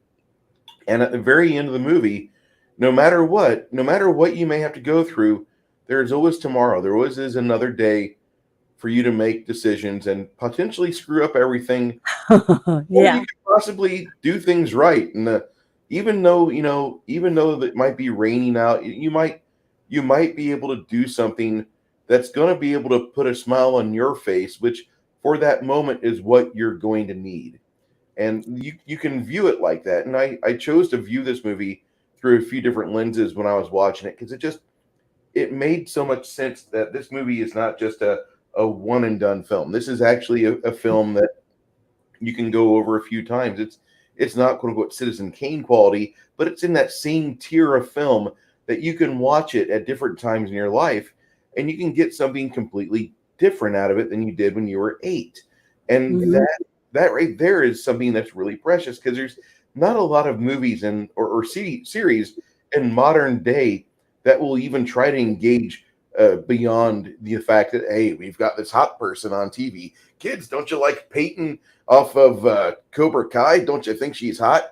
Here's Johnny Lawrence, guys. Don't you want to blast AC/DC like he does? Mhm. And today's, and I'm not saying that because Cobra Kai is a work of art, but I use Cobra Kai because Cobra Kai on the surface markets itself so well, but it has different levels and meanings too. It just Mhm. is made for this era. It's the only standout being made right now. Yeah. Everything else, every fucking YouTuber you all know is out there making hate clicks about Rings of Power, about this Amazon Lord of the Rings shit going on. They're out there and they're trying to mine and milk all this stuff because it's garbage. Yeah. There's a big open market right now for you guys to go make a Cobra Kai season 5 video and jump on it and just go make something positive, because you could go be like everybody else and go make hate watch videos for She-Hulk. Mhm. You could go discuss something that made you feel different, and it may make you feel different later on. Season 1 for Cobra Kai, I've watched that over 7 times. I've never gotten the same thing out of it twice. It's very well done. This movie is in that same tier. And I Yeah. know, Jeffrey Garrison, Netflix, I quit years ago. It's just I've found things on the high seas since then. Yar, matey. Yeah, I saw The Sandman. I thought it was very good. I mean, a few of my friends watched it and they didn't like certain aspects of it, but I'm able to expand more outside of the realm than I guess most people. I mean, I love comic books. Wolverine, Deadpool, X-Men, the Fantastic Four, Superman, Wonder Woman. I've got tons of comic books and I've read all of them. I'm one of those people that actually open their comic books and read them and enjoy them like you're supposed to. But I can watch a movie about any of those characters from the comic books and not nitpick it to death to where it makes it a piece of shit. Okay. I can find some kind of joy out of everything that's made because somebody took the time out of their life to take it and put it on paper from in here and for someone else to get enjoyment out of it. So if someone was to take the time to make it into a movie, somebody involved in the movie making of it cared about it enough to make a movie for it. So there's got to be some aspect of something good in that for a person to have went through all that to put it and have it come to life. So I try to go and visit it that way. Now, I'm not saying I love everything about it, but even the movie The Cowboy Way, it was great when we were young because we saw it through young eyes and we were looking at certain aspects of it, and that's all we cared about. But as an adult, years later, and you watch it, you nitpick it a little more, but I still saw good quality stuff in it, even though I noticed more bad stuff because now I'm a grown-up and I am noticing things that wouldn't normally be in there. But it doesn't mean that it's all bad. So I haven't watched the new Incredible Hulk woman series or anything, and I'm not going to because I don't want it to ruin what I've read in the comic book. So I do listen to other people and what they say, but I don't believe every detail because they think it's bad. I loved Morbius movie, okay, and I've gotten lots of flack over it, but that's okay. To me, they did a great job taking what I remember from the very first comic book where Morbius becomes Morbius from Spider-Man, and I thought it was great. I thought they did a good job, and a lot of people, most of my friends that watched it said they thought it was shit. But I can tell you right now that most of those people that watched the movie and said Morbius sucked didn't read the Morbius comic books like I did. So, but that's their opinion and I have the right to have mine. Same with any of these people that watch these movies. We do this, or I'm doing this with Bruce because I love movies. Okay. I love all movies. I love Westerns and musicals, Kung Fu, romance, comedy. I love all of them because all of them are something about every one of those genres will help someone in their own life to release them from their everyday humdrum, boring existence or whatever. But that's what it's for. That's what movies started out to be. It was entertainment. They're supposed to entertain us. That's when I don't like a movie, is when they take away the entertainment and try to force an agenda onto the people that are watching it for entertainment purposes. That's what ruins movies, not the actual script or the actors or the people trying to bring it from their mind or their dreams and put it out for other people to see. So I try to nitpick it that way. Sorry, I went on a rant. You're good. I don't like Morbius enough.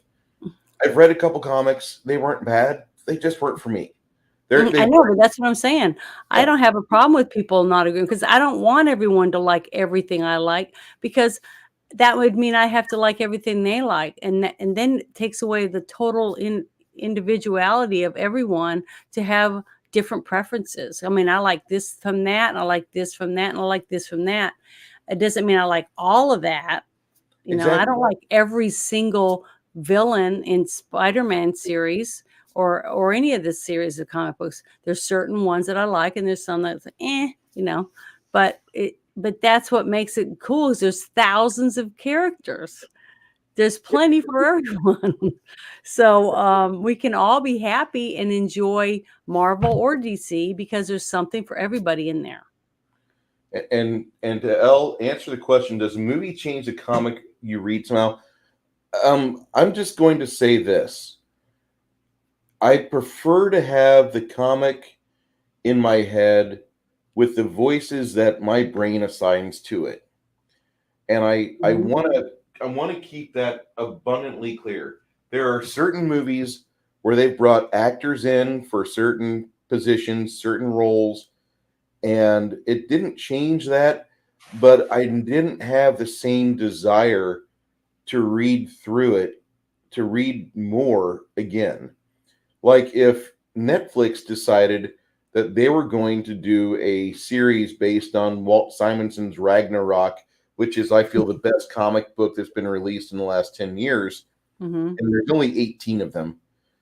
Yeah. I would love the 18 comics I have, but after Netflix gets done butchering something, I probably won't watch it. I probably won't look at it. I probably will just kind of throw it in the dustbin and be like, all right, well, I've got these really good comics here and I can Mhm. still hold on to them. I'm going to let everybody know a little secret.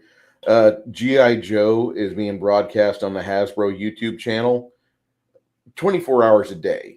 You can't Mhm. comment on it. There's no comments there that are allowed. It's a kids channel. But I'm going to tell you that if you want to watch something that will take you back, I'll take you back to 1985 and I'll show you Cobra Commander voiced by the greatest voice actor, sadly departed, of all time. I'll show you Serpentor, This I Command. I'll show you Sergeant Slaughter. And I will enjoy taking you down memory lane. But reading the G.I. Joe comics and actually witnessing Duke's death and Mhm. then watching them try to do that in the second G.I. Joe film in 2013. And Yeah. it was like a special Olympics version of G.I. Joe watching that movie. And the director that did that movie, he's done good movies before. He did the two Mummy movies I really liked from 1999 and 2001.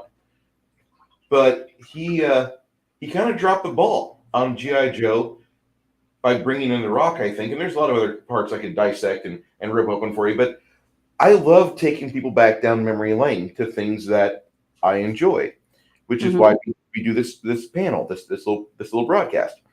Yeah. But when you read a comic that is grossly not the same as a movie or as the cartoon, and I'll just throw up the example Teenage Mutant Ninja Turtles. Mhm.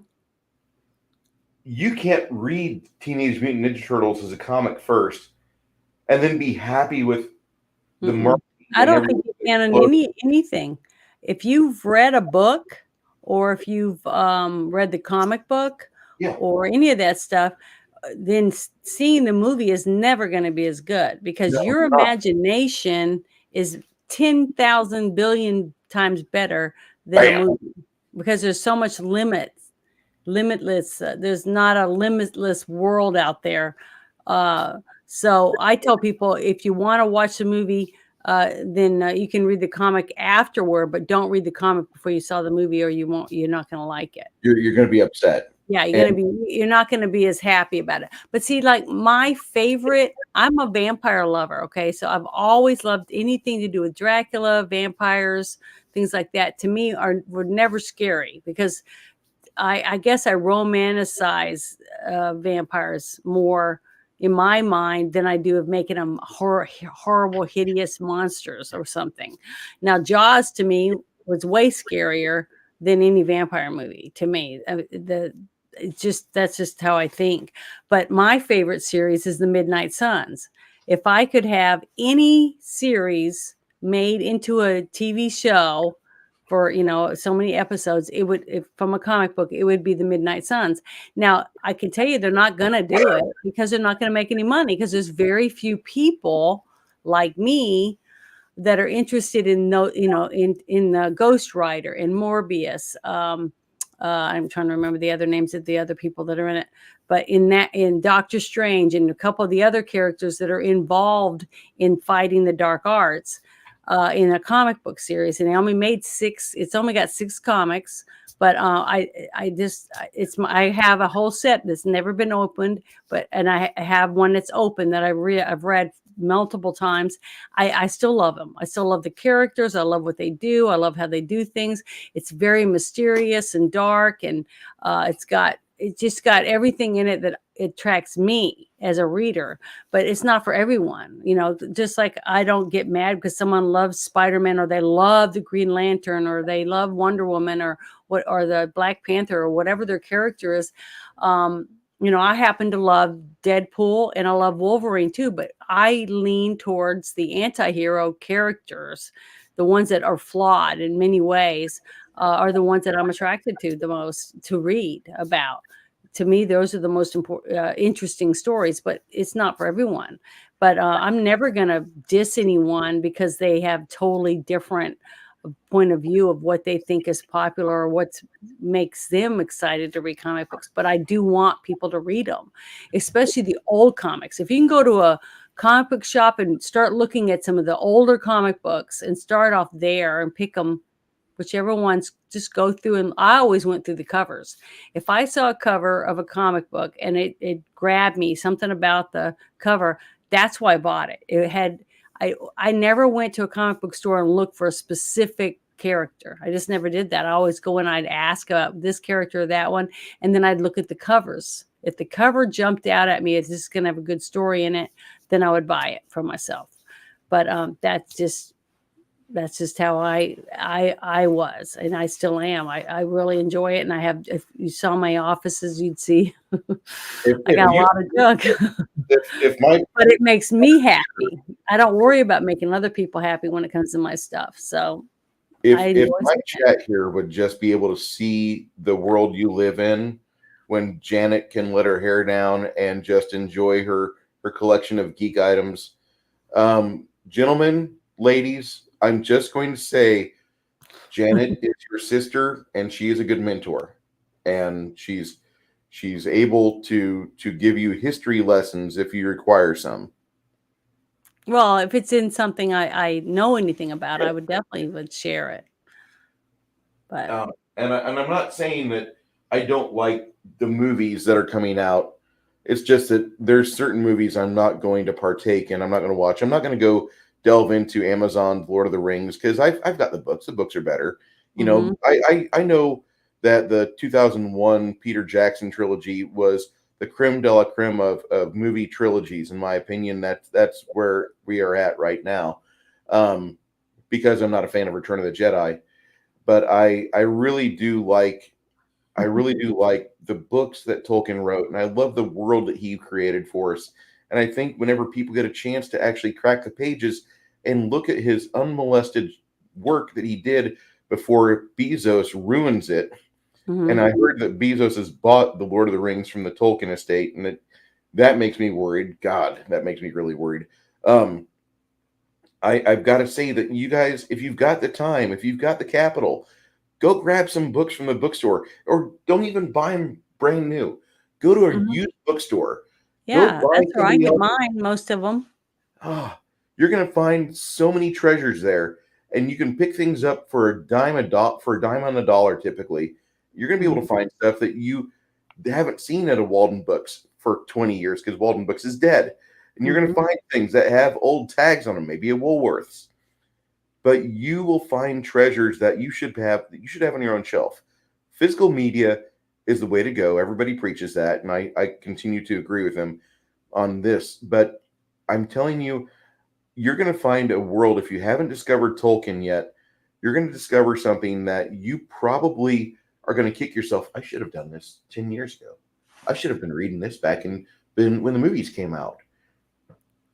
Yeah, my very first comic book was a Disney comic, I think, because it had the three nephews of Uncle Scrooge, or the Scrooge Duck or something.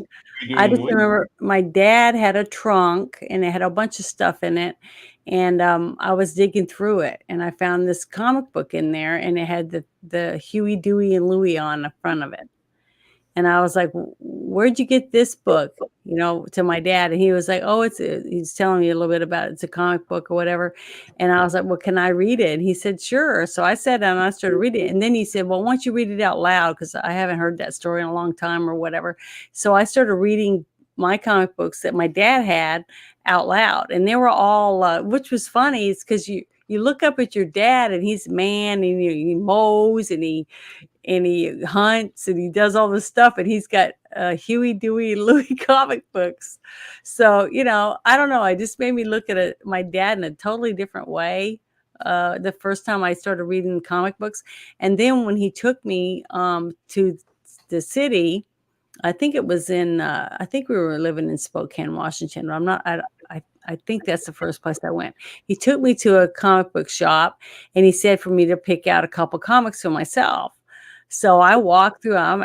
It seemed like forever, and that's the first time I saw a vampire comic. One of them was, I think it was just called Dracula, something, and then there was a Morbius comic. So, I found them, and I love vampires ever since I don't know, I can't even remember when I didn't think vampires were cool or whatever. I guess it was morbid, but, I took them home and I just loved them. I just thought they were so cool, and my mom took them away from me a couple times because I chased my sisters and tried to bite them. So she said I was reading too many comic books, but, I love them. I still love them. They're still my very favorite ones. Anything to do with vampires. I love all, like, the underworld movies, um, any of those movies, Dracula, all the ones with, vampires and stuff. Werewolves are alright, but vampires were my favorite, and I still like that now, so I haven't changed that much since I was a kid, but I don't run around fighting people. At least I try not to. Elle asks a pretty interesting question. The more important question about why does anybody care about the Second Age since it doesn't change The Hobbit? The problem that I have with them making a prequel is the fact that nothing will change. Nothing should change because the history was already written by Tolkien. And therefore, things that are written within The Hobbit, the Lord of the Rings saga, those should stay chiseled in stone. And those are fantastic, fantastic stories.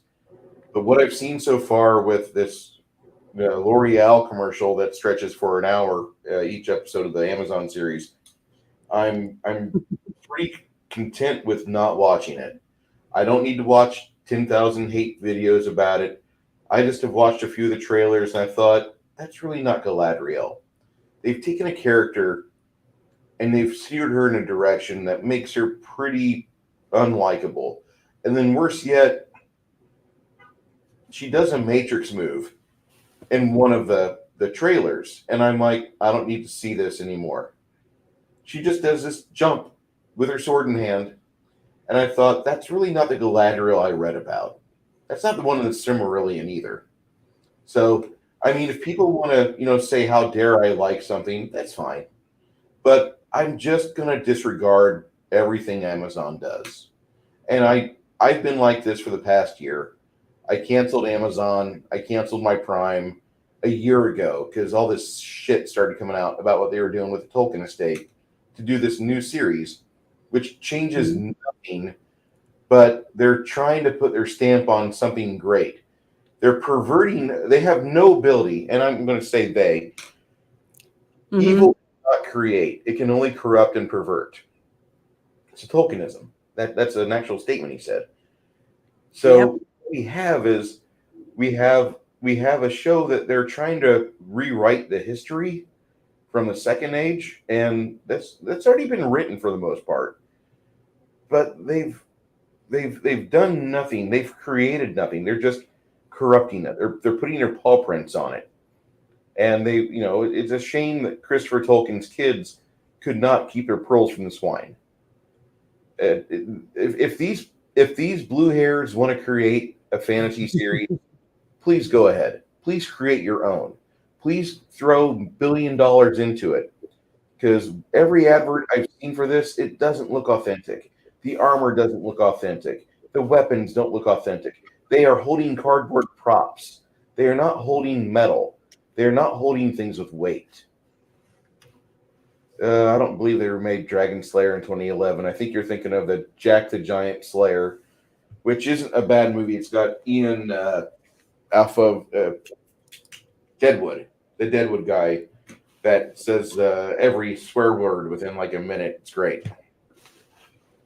And 6 Nations 31 Kings says, they are going to turn me into that grumpy ass old man yelling at kids to keep off my lawn. Yeah, it is. And I am ignoring everything Amazon's done. I've also done everything I can to depower them. They are getting no money from me. They are getting no money. There's none of my wallets going towards Disney either. There's better things out there I can spend my money on. I'm not giving money to Hasbro anymore. Hasbro's fucked that up.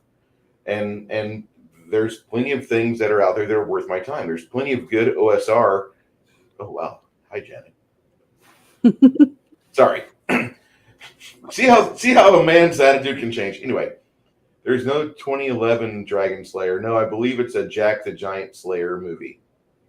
Yeah, Wizards of the Coast is ruined D&D, and that's fine. They can ruin it. We have a bunch of really good editions. There's a bunch of really good independent games out there, and I'm really happy that we have the hobby that we have today because we can make decisions on what we will entertain our tables with. Mm-hmm. That's the power of tabletop RPGs. The DMs have the power. Janet, would you recommend this movie to a younger person? Would you show this movie off to like a teenager? Yes, I A, have. a teenager, not in 2011, mind you, or 2022, mind you, but a teenager. If you could isolate them in time and say, like, now I'm not going to talk to you about your pronouns, but I'm going to show you this really cool movie, you would do that. Yes, I would.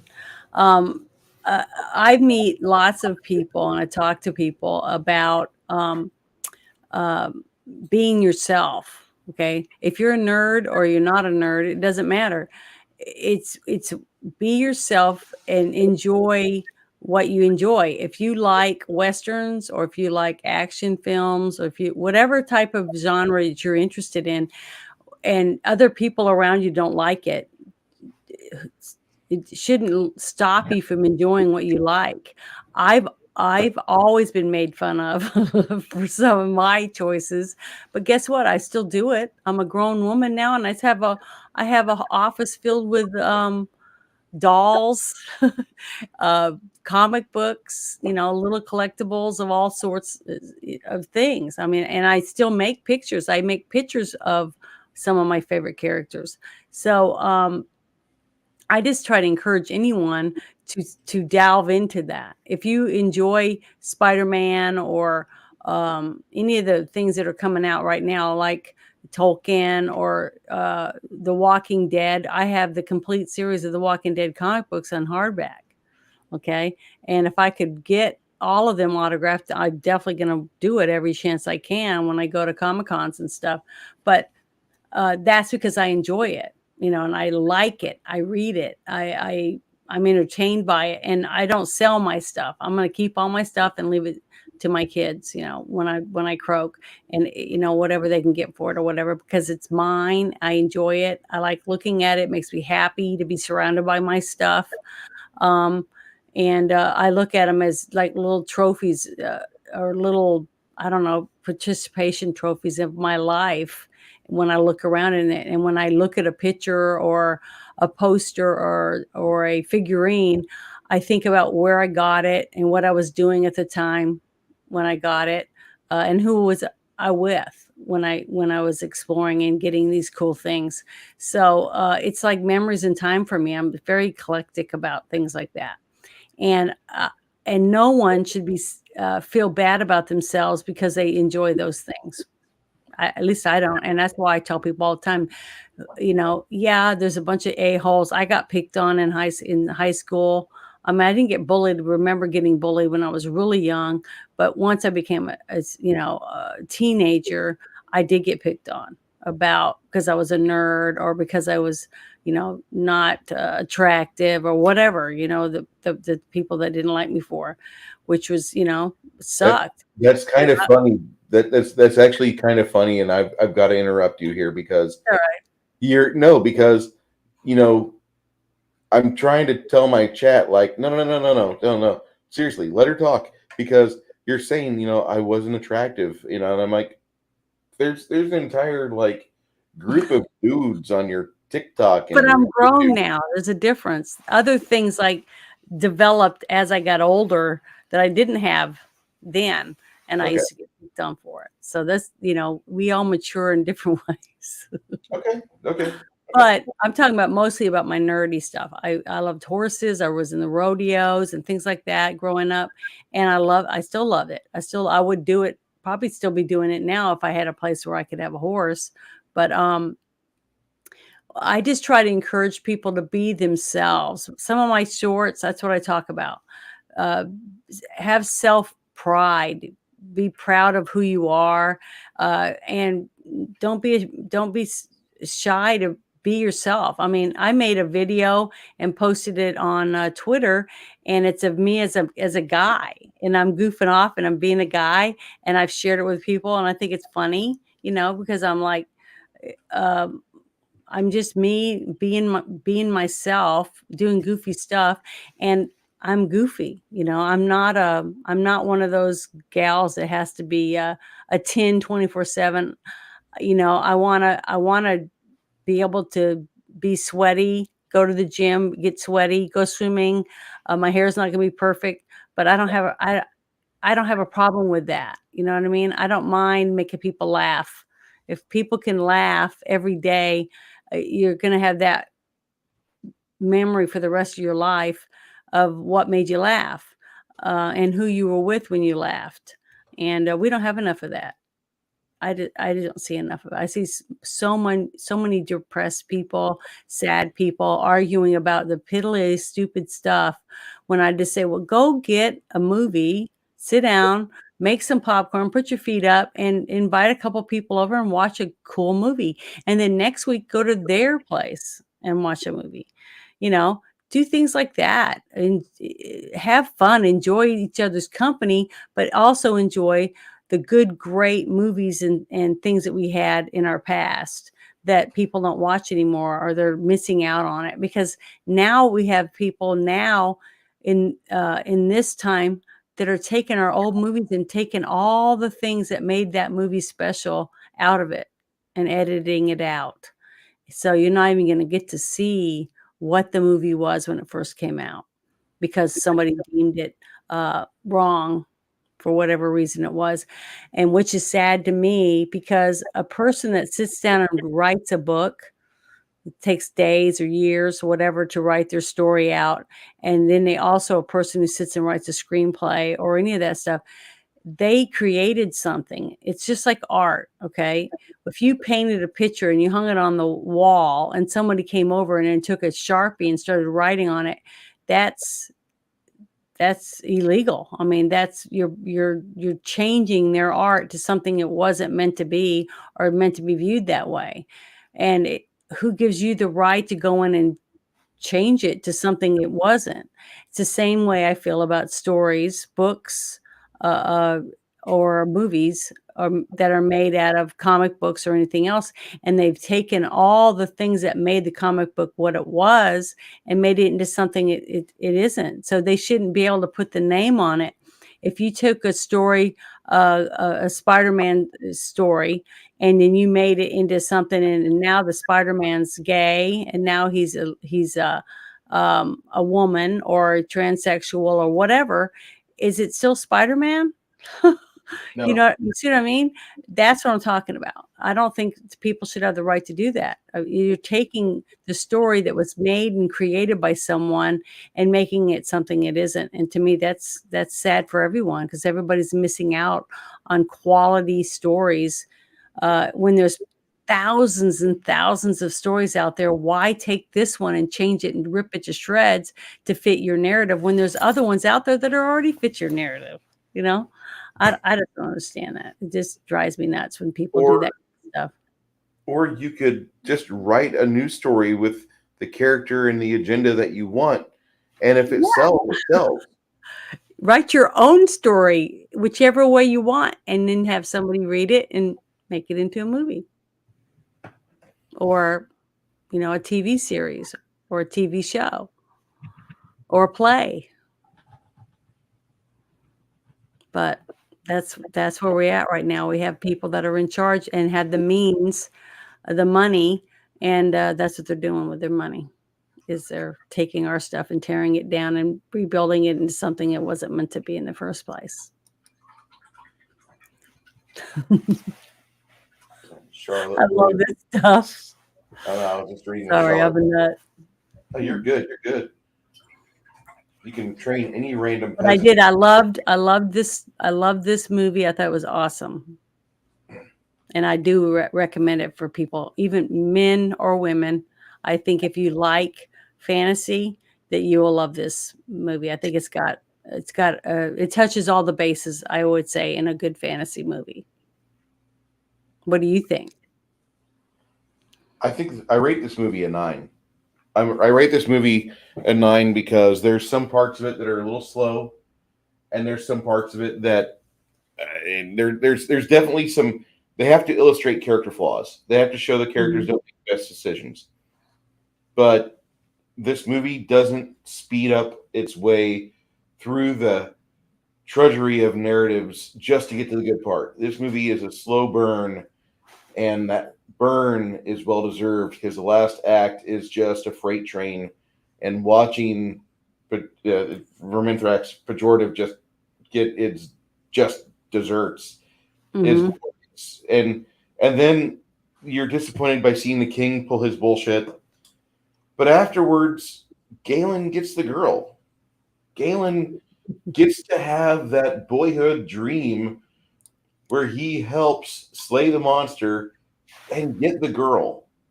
So this movie actually, for me, does a lot more things with it, and it does it right than a lot of other films promises. And the very last thing they do is, he says, "I just wish we had a horse," and then a horse appears, and you're kind of wondering, is that coincidence or is that off of your own ability for magic? Is magic truly dead?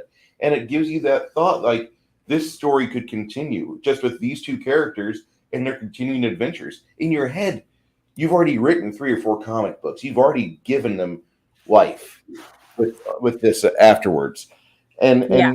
that's that's the cool thing about it. I mean, I don't mind movies or TV series so much, but if I have the chance to let my imagination put something together, I'll do that. I'll do that for 8 hours. I'll sit in this room for 8 hours, and I'll have these figurines as I'm painting them up. They're fighting a Demogorgon here, which is really not a bad Demogorgon, I might add.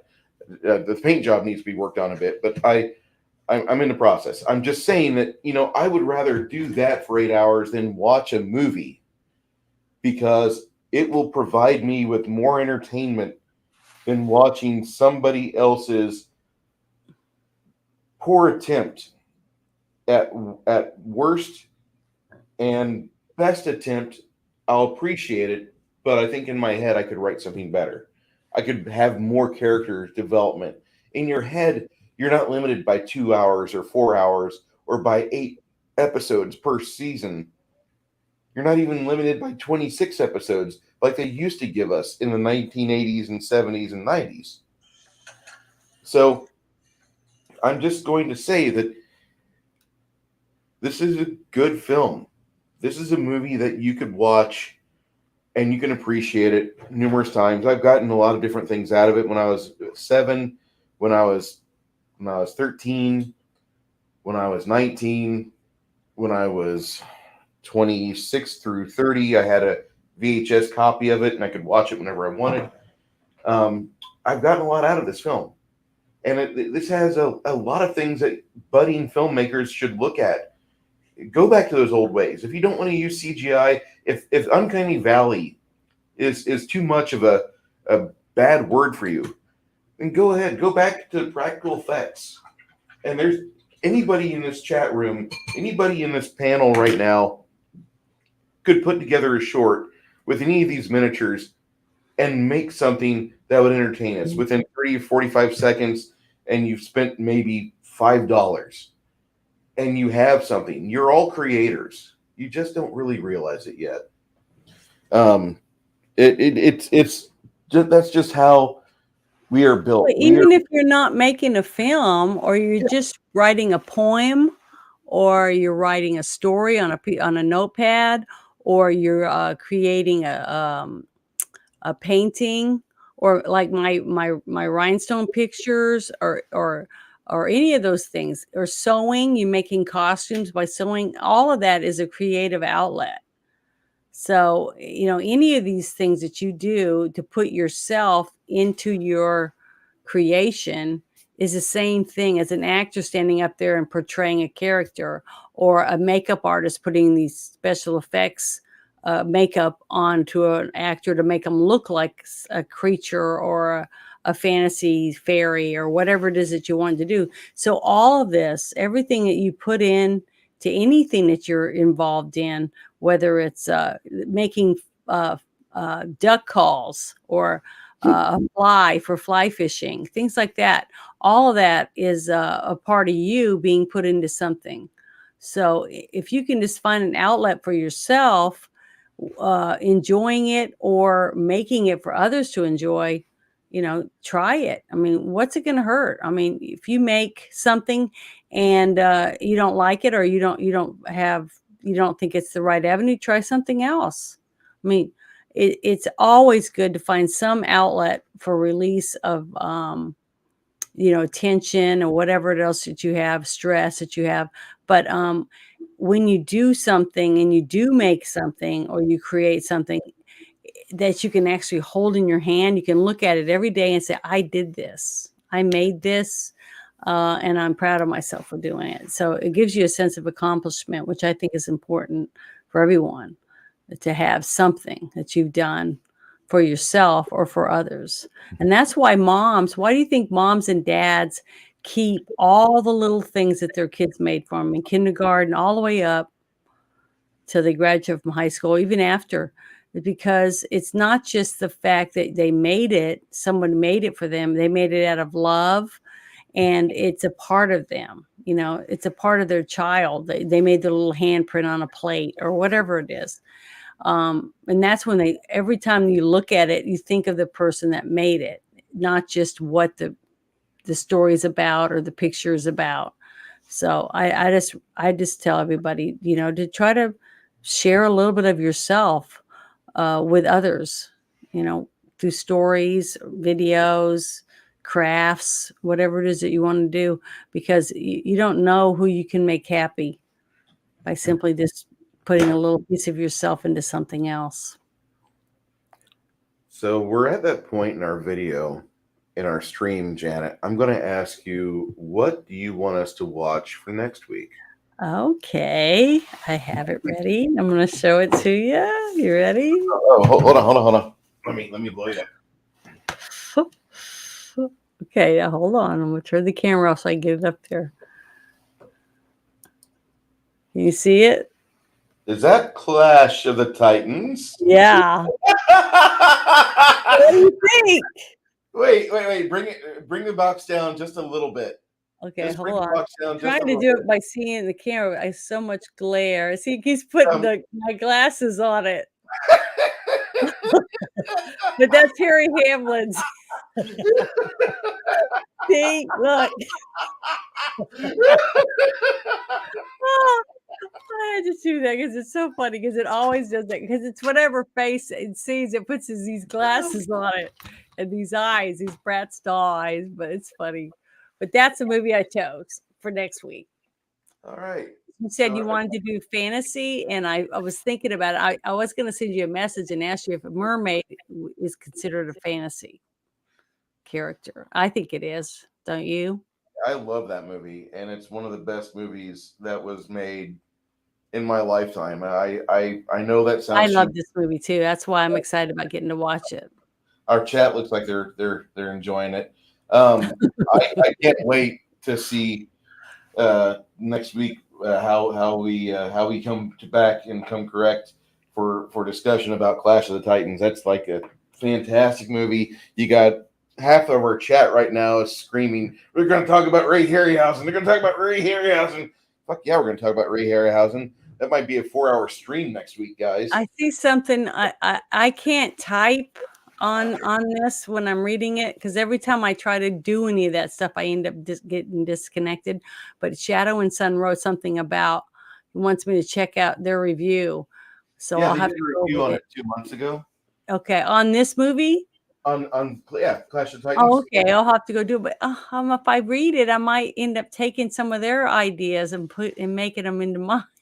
Oh, how dare you? That's copyright. I know. See, that's what sucks about that kind of stuff. But yeah, it is a good movie, and I bet they loved it, getting to see it with his son and watch it. Charlotte Williams, I want you to subscribe to Shadow and Sun because he has done, I think, all of the Jason and the Argonauts movies, Mm-hmm. and Shadow and Sun would be that'd be a good stopping point for some people to go check out, because you have a guy that's a little bit older than myself, and you have his son, and they have different opinions about things, because you have the lens from the 2000s from Jack, and you have Shadow with Mm-hmm. his worldviews and how things have evolved since the 70s when he was growing up. I think you guys would get a kick out of his channel, and I would love to see him hit 1,000 subscribers. But I'm just saying that they reviewed this movie like two months ago, and I've not talked about it on stream yet. So sure, I'm willing and ready to talk about this movie on next Monday's show. Good. I'm glad.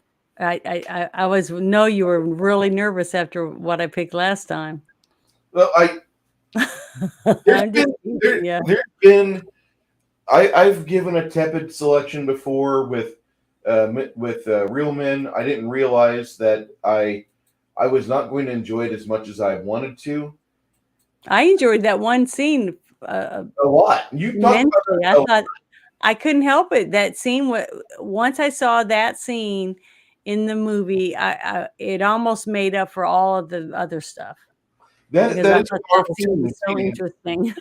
Seeing James Belushi, the world's funniest living Belushi, get dominatrixed and But it you know, wasn't just getting dominated. It was the way they did it. The contraption that he was strapped in and somebody has spinning and doing all that. I just loved it. I absolutely loved that whole scene. I just thought that scene was just genius for some reason.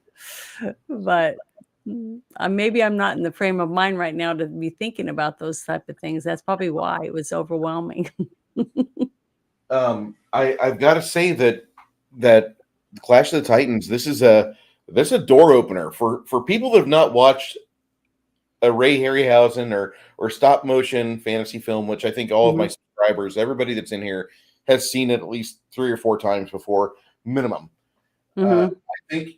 I think anybody who hasn't watched it, when they are opened up to that, they in our society that we have right now, we live in a society. A person would be probably very likely to go on a search for everything stop motion Ray Harryhausen, and they would start to devour everything they could get their hands on, from Jason and the Argonauts to the Mhm. Sinbad films to Clash of the Titans, and they'd stumble into the new Clash of the Titans. Don't do that, kids. Don't do that. They would get into all of these movies that are classics, except for the new Clash of the Titans is not a classic, kids. Don't think that. Yeah. But I mean, it's just the Harryhausen films are amazing, and you got to see the go motion, which is the special effects descendant of stop motion that Ray Harryhausen did in Empire Strikes Back, in Dragonslayer, and they used it once again in Return of the Jedi to great effect with the Rancor. And that's probably my favorite part of Return of the Jedi, because once they get to Endor, it's the movie's fucking over. It's done.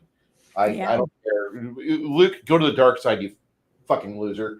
I was so pissed about the Ewoks, and I can feel the bile rising up in me right now as I talk about Ewoks. So I'm going to stop. But Well, there was another movie that I watched.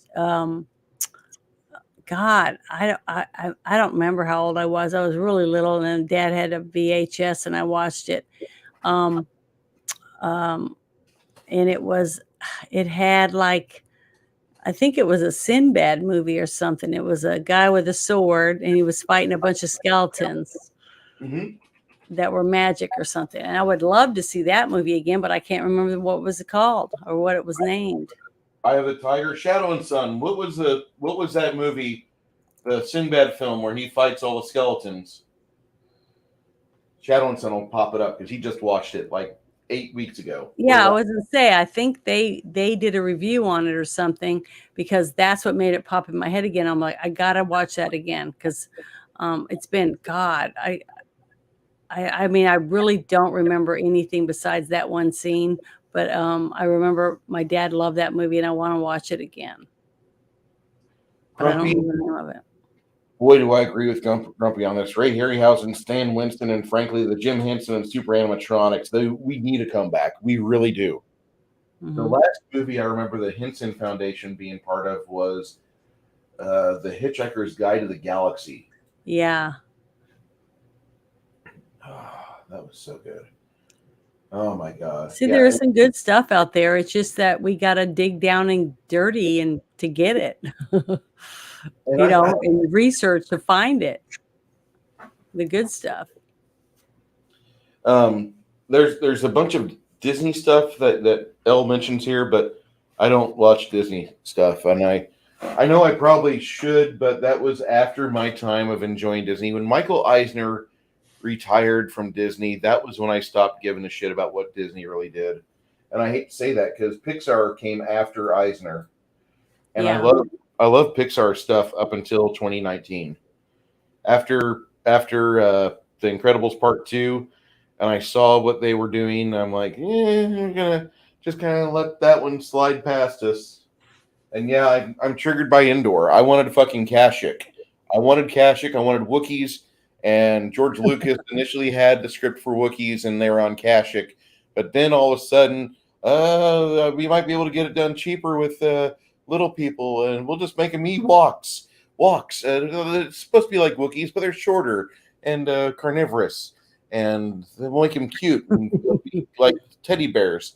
Yeah, to me they look like Ewoks. I mean, they look like Mogwais, you know. No, Remember that? for me, When they were cute before they got the water on them. Oh, okay. You remember? The Yeah, little bitty guy, he was all cute. I don't remember what his name was. Gizmo. But they turned into gremlins after they got wet. His name is Gizmo, Janet. Gizmo, yeah. That's who they look like to me. All those little Ewoky guys look like little gizmos or baby or little Shih Tzus where you got them laid down when their ears go up. Mm-hmm. That's what they look like to me. Shih Tzus are cute. I had Shih Tzus. What? I used to have Shih Tzus. Okay. And that's what they look like, little cute fuzzballs. I'll have to show you what my latest venture on YouTube is, and I'll show everybody this. I think some of you have seen this before.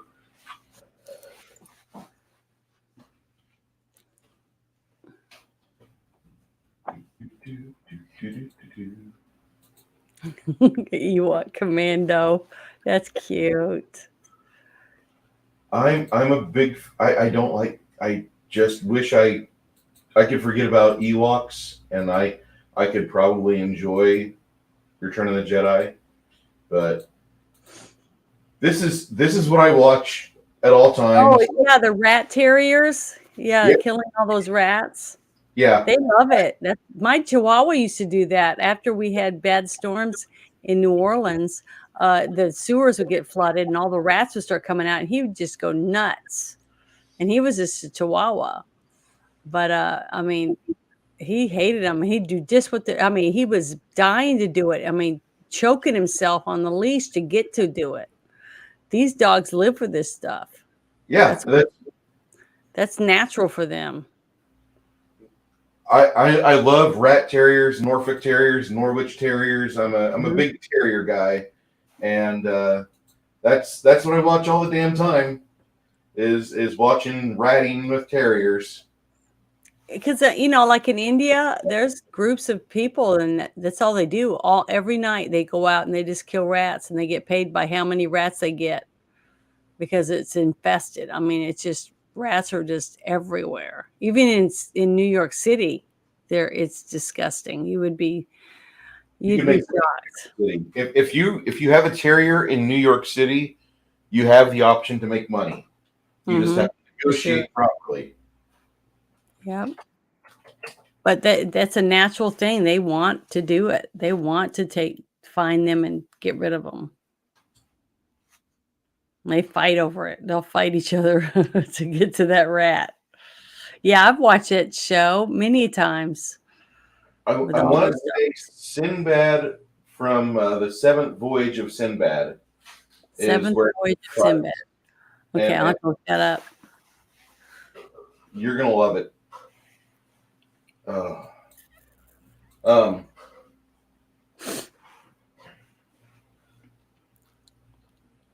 Yeah, The Last Crystal, they had a series for one season, and then they realized it was too good, but it didn't have any blue hairs or didn't talk about, how they were having 58 genders and have gelflings. They had to get rid of it. Oh, yeah. It always happens. See, if I was rich, that's what I'd do. I would have a production company and make actual, good shows and try to keep them going. Just like Cobra Kai. I mean, it was almost all independent. Now, Grumpy talks about the RoboCop Ed 209 here, and if you watch RoboCop with a discerning eye, you don't even need a big TV. You could see this on a 13-inch Magnavox, I did. But Ed 209, there's two models that they use for Ed 209. One of them has a very squat head, kind of wide, and the you'll see that whenever he's trying to walk down the stairs. And then there's another Ed 209 that they use whenever RoboCop parks the car, and it swivels, and then it eats that bullet from the Cobra assault cannon, and it's just joy. But I'm telling you, I've watched RoboCop a lot. We will dive into that next year, but unless you decide to throw it out there first. But at the very least, we will watch this movie in 2023, that 1987 RoboCop, because I love that movie. Yeah, it's a good movie too. I mean, there was tons of good movies out. I mean, in my lifetime, they've had lots of great movies that I've gotten to watch. So I don't think we'll ever run out of material. God, even if we have to throw a few bad movies in there. I love bad movies. Oh. Okay. Janet, are you going to be doing anything new or unusual this coming week? I am going to do the show tomorrow night on Drew's channel, on Supreme Heretics channel, the United Resistance. I'll be on the panel. And Friday night, I'm going to try to be on Potato Reven's channel for the nostalgic TV shows and movies and stuff like that he talks about. I had a blast. I got to go on there last week, and it was fun. So I might go on that again. And then I'll be doing, reading my story on my channel. I do little 15-minute, bite-sized pieces of my book. And then I also do my shorts. And I try to do a short, every day or every other day. Pick up lines, little inspirational, messages or whatever pops in my head. Basically, that's what I do. But that's what I'm going to be up to. If you don't have Janet as one of your subscriptions, let me get her link in the chat, because you should do it. She's funny, and she's got some good stuff out there. I think you'll really enjoy what she has to say and produce. Yeah, and I do my stuff's way different than other channels. I just don't want to be like everybody else. I just want to do what I think is fun and what I like. And I try to encourage everybody to do that. Fair enough. Tomorrow night, I don't believe I'm streaming anything. Thursday, we're doing a Table Breakers episode to be determined what we're talking about. Wednesday nights, Gatekeepers. That's still up in the air too. I'm trying to get more separation in the topics and the way we theme those two different broadcasts. Last week, I had a Wednesday night. There was a stream they did where they talked, should you kill your player characters in a tabletop game? And absolutely, I say yes, you should. My entire channel's kind of dedicated to that, and I don't need to talk on a panel with 5 other people about this. I need to let them speak, because if you want to know my opinion, there's my channel over there. Max talks about me killing half my party all the time, so he's like, "Oh my god, that blue dragon was awesome." Okay, cool, thank you. And then Thursday night we were going to do something, and my wife had issues with her gallbladder. Mm-hmm. I was like, what? So I'm like, okay, guys, I need you to take over and just do a show without me. Thanks. And took care of business. And Friday, I'm going to say that I was a wreck Friday because I hadn't heard from her. She's in the hospital, supposed to be going through surgery. And at like 10 o'clock, I call my boss, like, do me a favor. I'm busy. Call my boss, call my hospital, ask him what's going on. Here's the name, here's the room number. And he's like, they're not going to tell me anything, Bruce. And I'm like, ugh. In my head at the time, here's where the asshole comes out. In my head at this time, I have Bill Clinton talking to me. Man, Bruce, you have no idea. You should just embrace this moment right now. You might become a widower.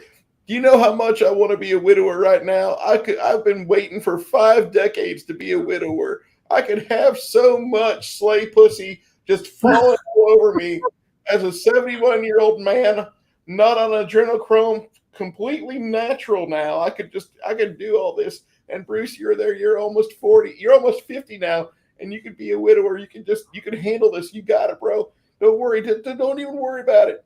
And then finally, the hospital calls me about midway through his speech, and I hear the lady say, "I'm attending your wife right now.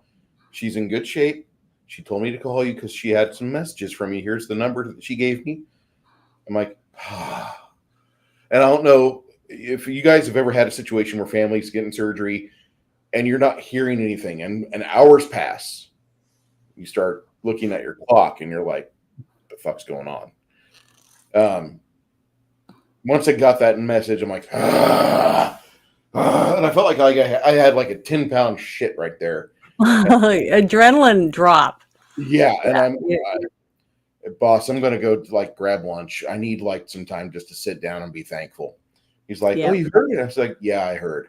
So the weekend was spent pretty much not hand on foot for her, but taking care of her, make sure she's good.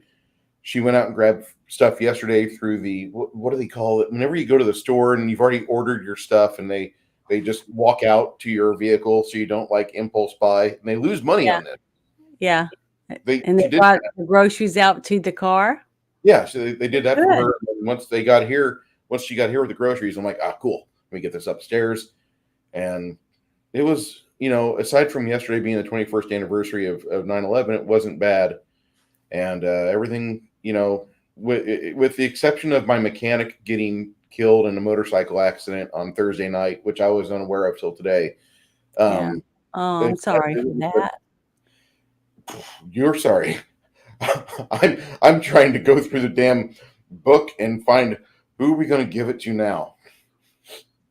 Who are we going to give my work truck to? Because I need a good mechanic. Mm-hmm. That's how I keep lights on, is making sure I have a work truck. So we got that ahead of us, and we're gonna miss this guy. We're told my boss, like, bill my account. If you need money, I got it. I'll make sure we are well represented at the funeral home with his arrangement. And I went and saw his brother today after work, and I listened to him talk about how the guy, he didn't die like a dog out in the street. He was riding on his motorcycle, and he got just T-boned because he went through a red light, and everybody saw it. The lady that hit him, she's in shock. The kid that was sitting next to her boy, gotten out and was asking questions. And at the time, David was cognizant, and he was talking, and he was bleeding all over the place. And he gave him the phone number, or he gave him the phone so they could use that and call the parents. And so after they called mom and dad, they said, we're going to stay here and wait for the ambulance. And before the ambulance arrived, he'd already gone. He's already out, checked out. And, he wasn't alone. He was comforted on his exit from here. And it's just kind of a wake up call. Cause like everything that happened to me last week, pretty damn soft touch. One of my friends that I have to deal with on a twice, 3 times a week basis, like he just went on a joyride with his motorbike, and he's like, I'm going to go and have fun. And he never got to come home. And it's just like, hey, here's another nut shot, Bruce. So if you guys have loved ones in your life, if you got friends that you haven't talked to, If you have somebody that you need to hear from, don't wait. Send them a text or get on the phone right now to them. Yeah. Let them hear your voice. Tell everybody every day that you can, and give them a hug and tell them you care about them. Tell them they mean something to you, because today could be your last day. You may not wake up tomorrow. And definitely believe that. I try to live each day to the very best of my ability and get as much out of it as I can. Just, I don't mean to be a sober individual, but I mean, you guys don't know what's going to happen tomorrow to you, to me, to anybody else you watch or care about. And I hope I'm not near that list of, I mean, I'm a decent, all right guy, but there should be more important people in your life than just that. I don't mind being that person you go to just to hear asshole comments or back row the riff tracks stuff. Go appreciate the people you love. Seriously. I will wrap up this stream now. Janet, do you want to say goodbye to us? Yes, and say thank you for coming and joining us. And I hope we were entertaining and that you made you feel better about life or whatever, and that you'll go see this movie and you'll say, yeah, this movie was great. I hope you guys enjoy Dragonslayer when you get a chance to watch it. And hopefully you take some new people with you, or you drag them into your living room and have them watch it with you, because it's a movie that you should really not. This is not a movie you hoard. This is a movie you share the experience with. Thank you, Janet. You're welcome. Thank you, chat. Everybody, thank you.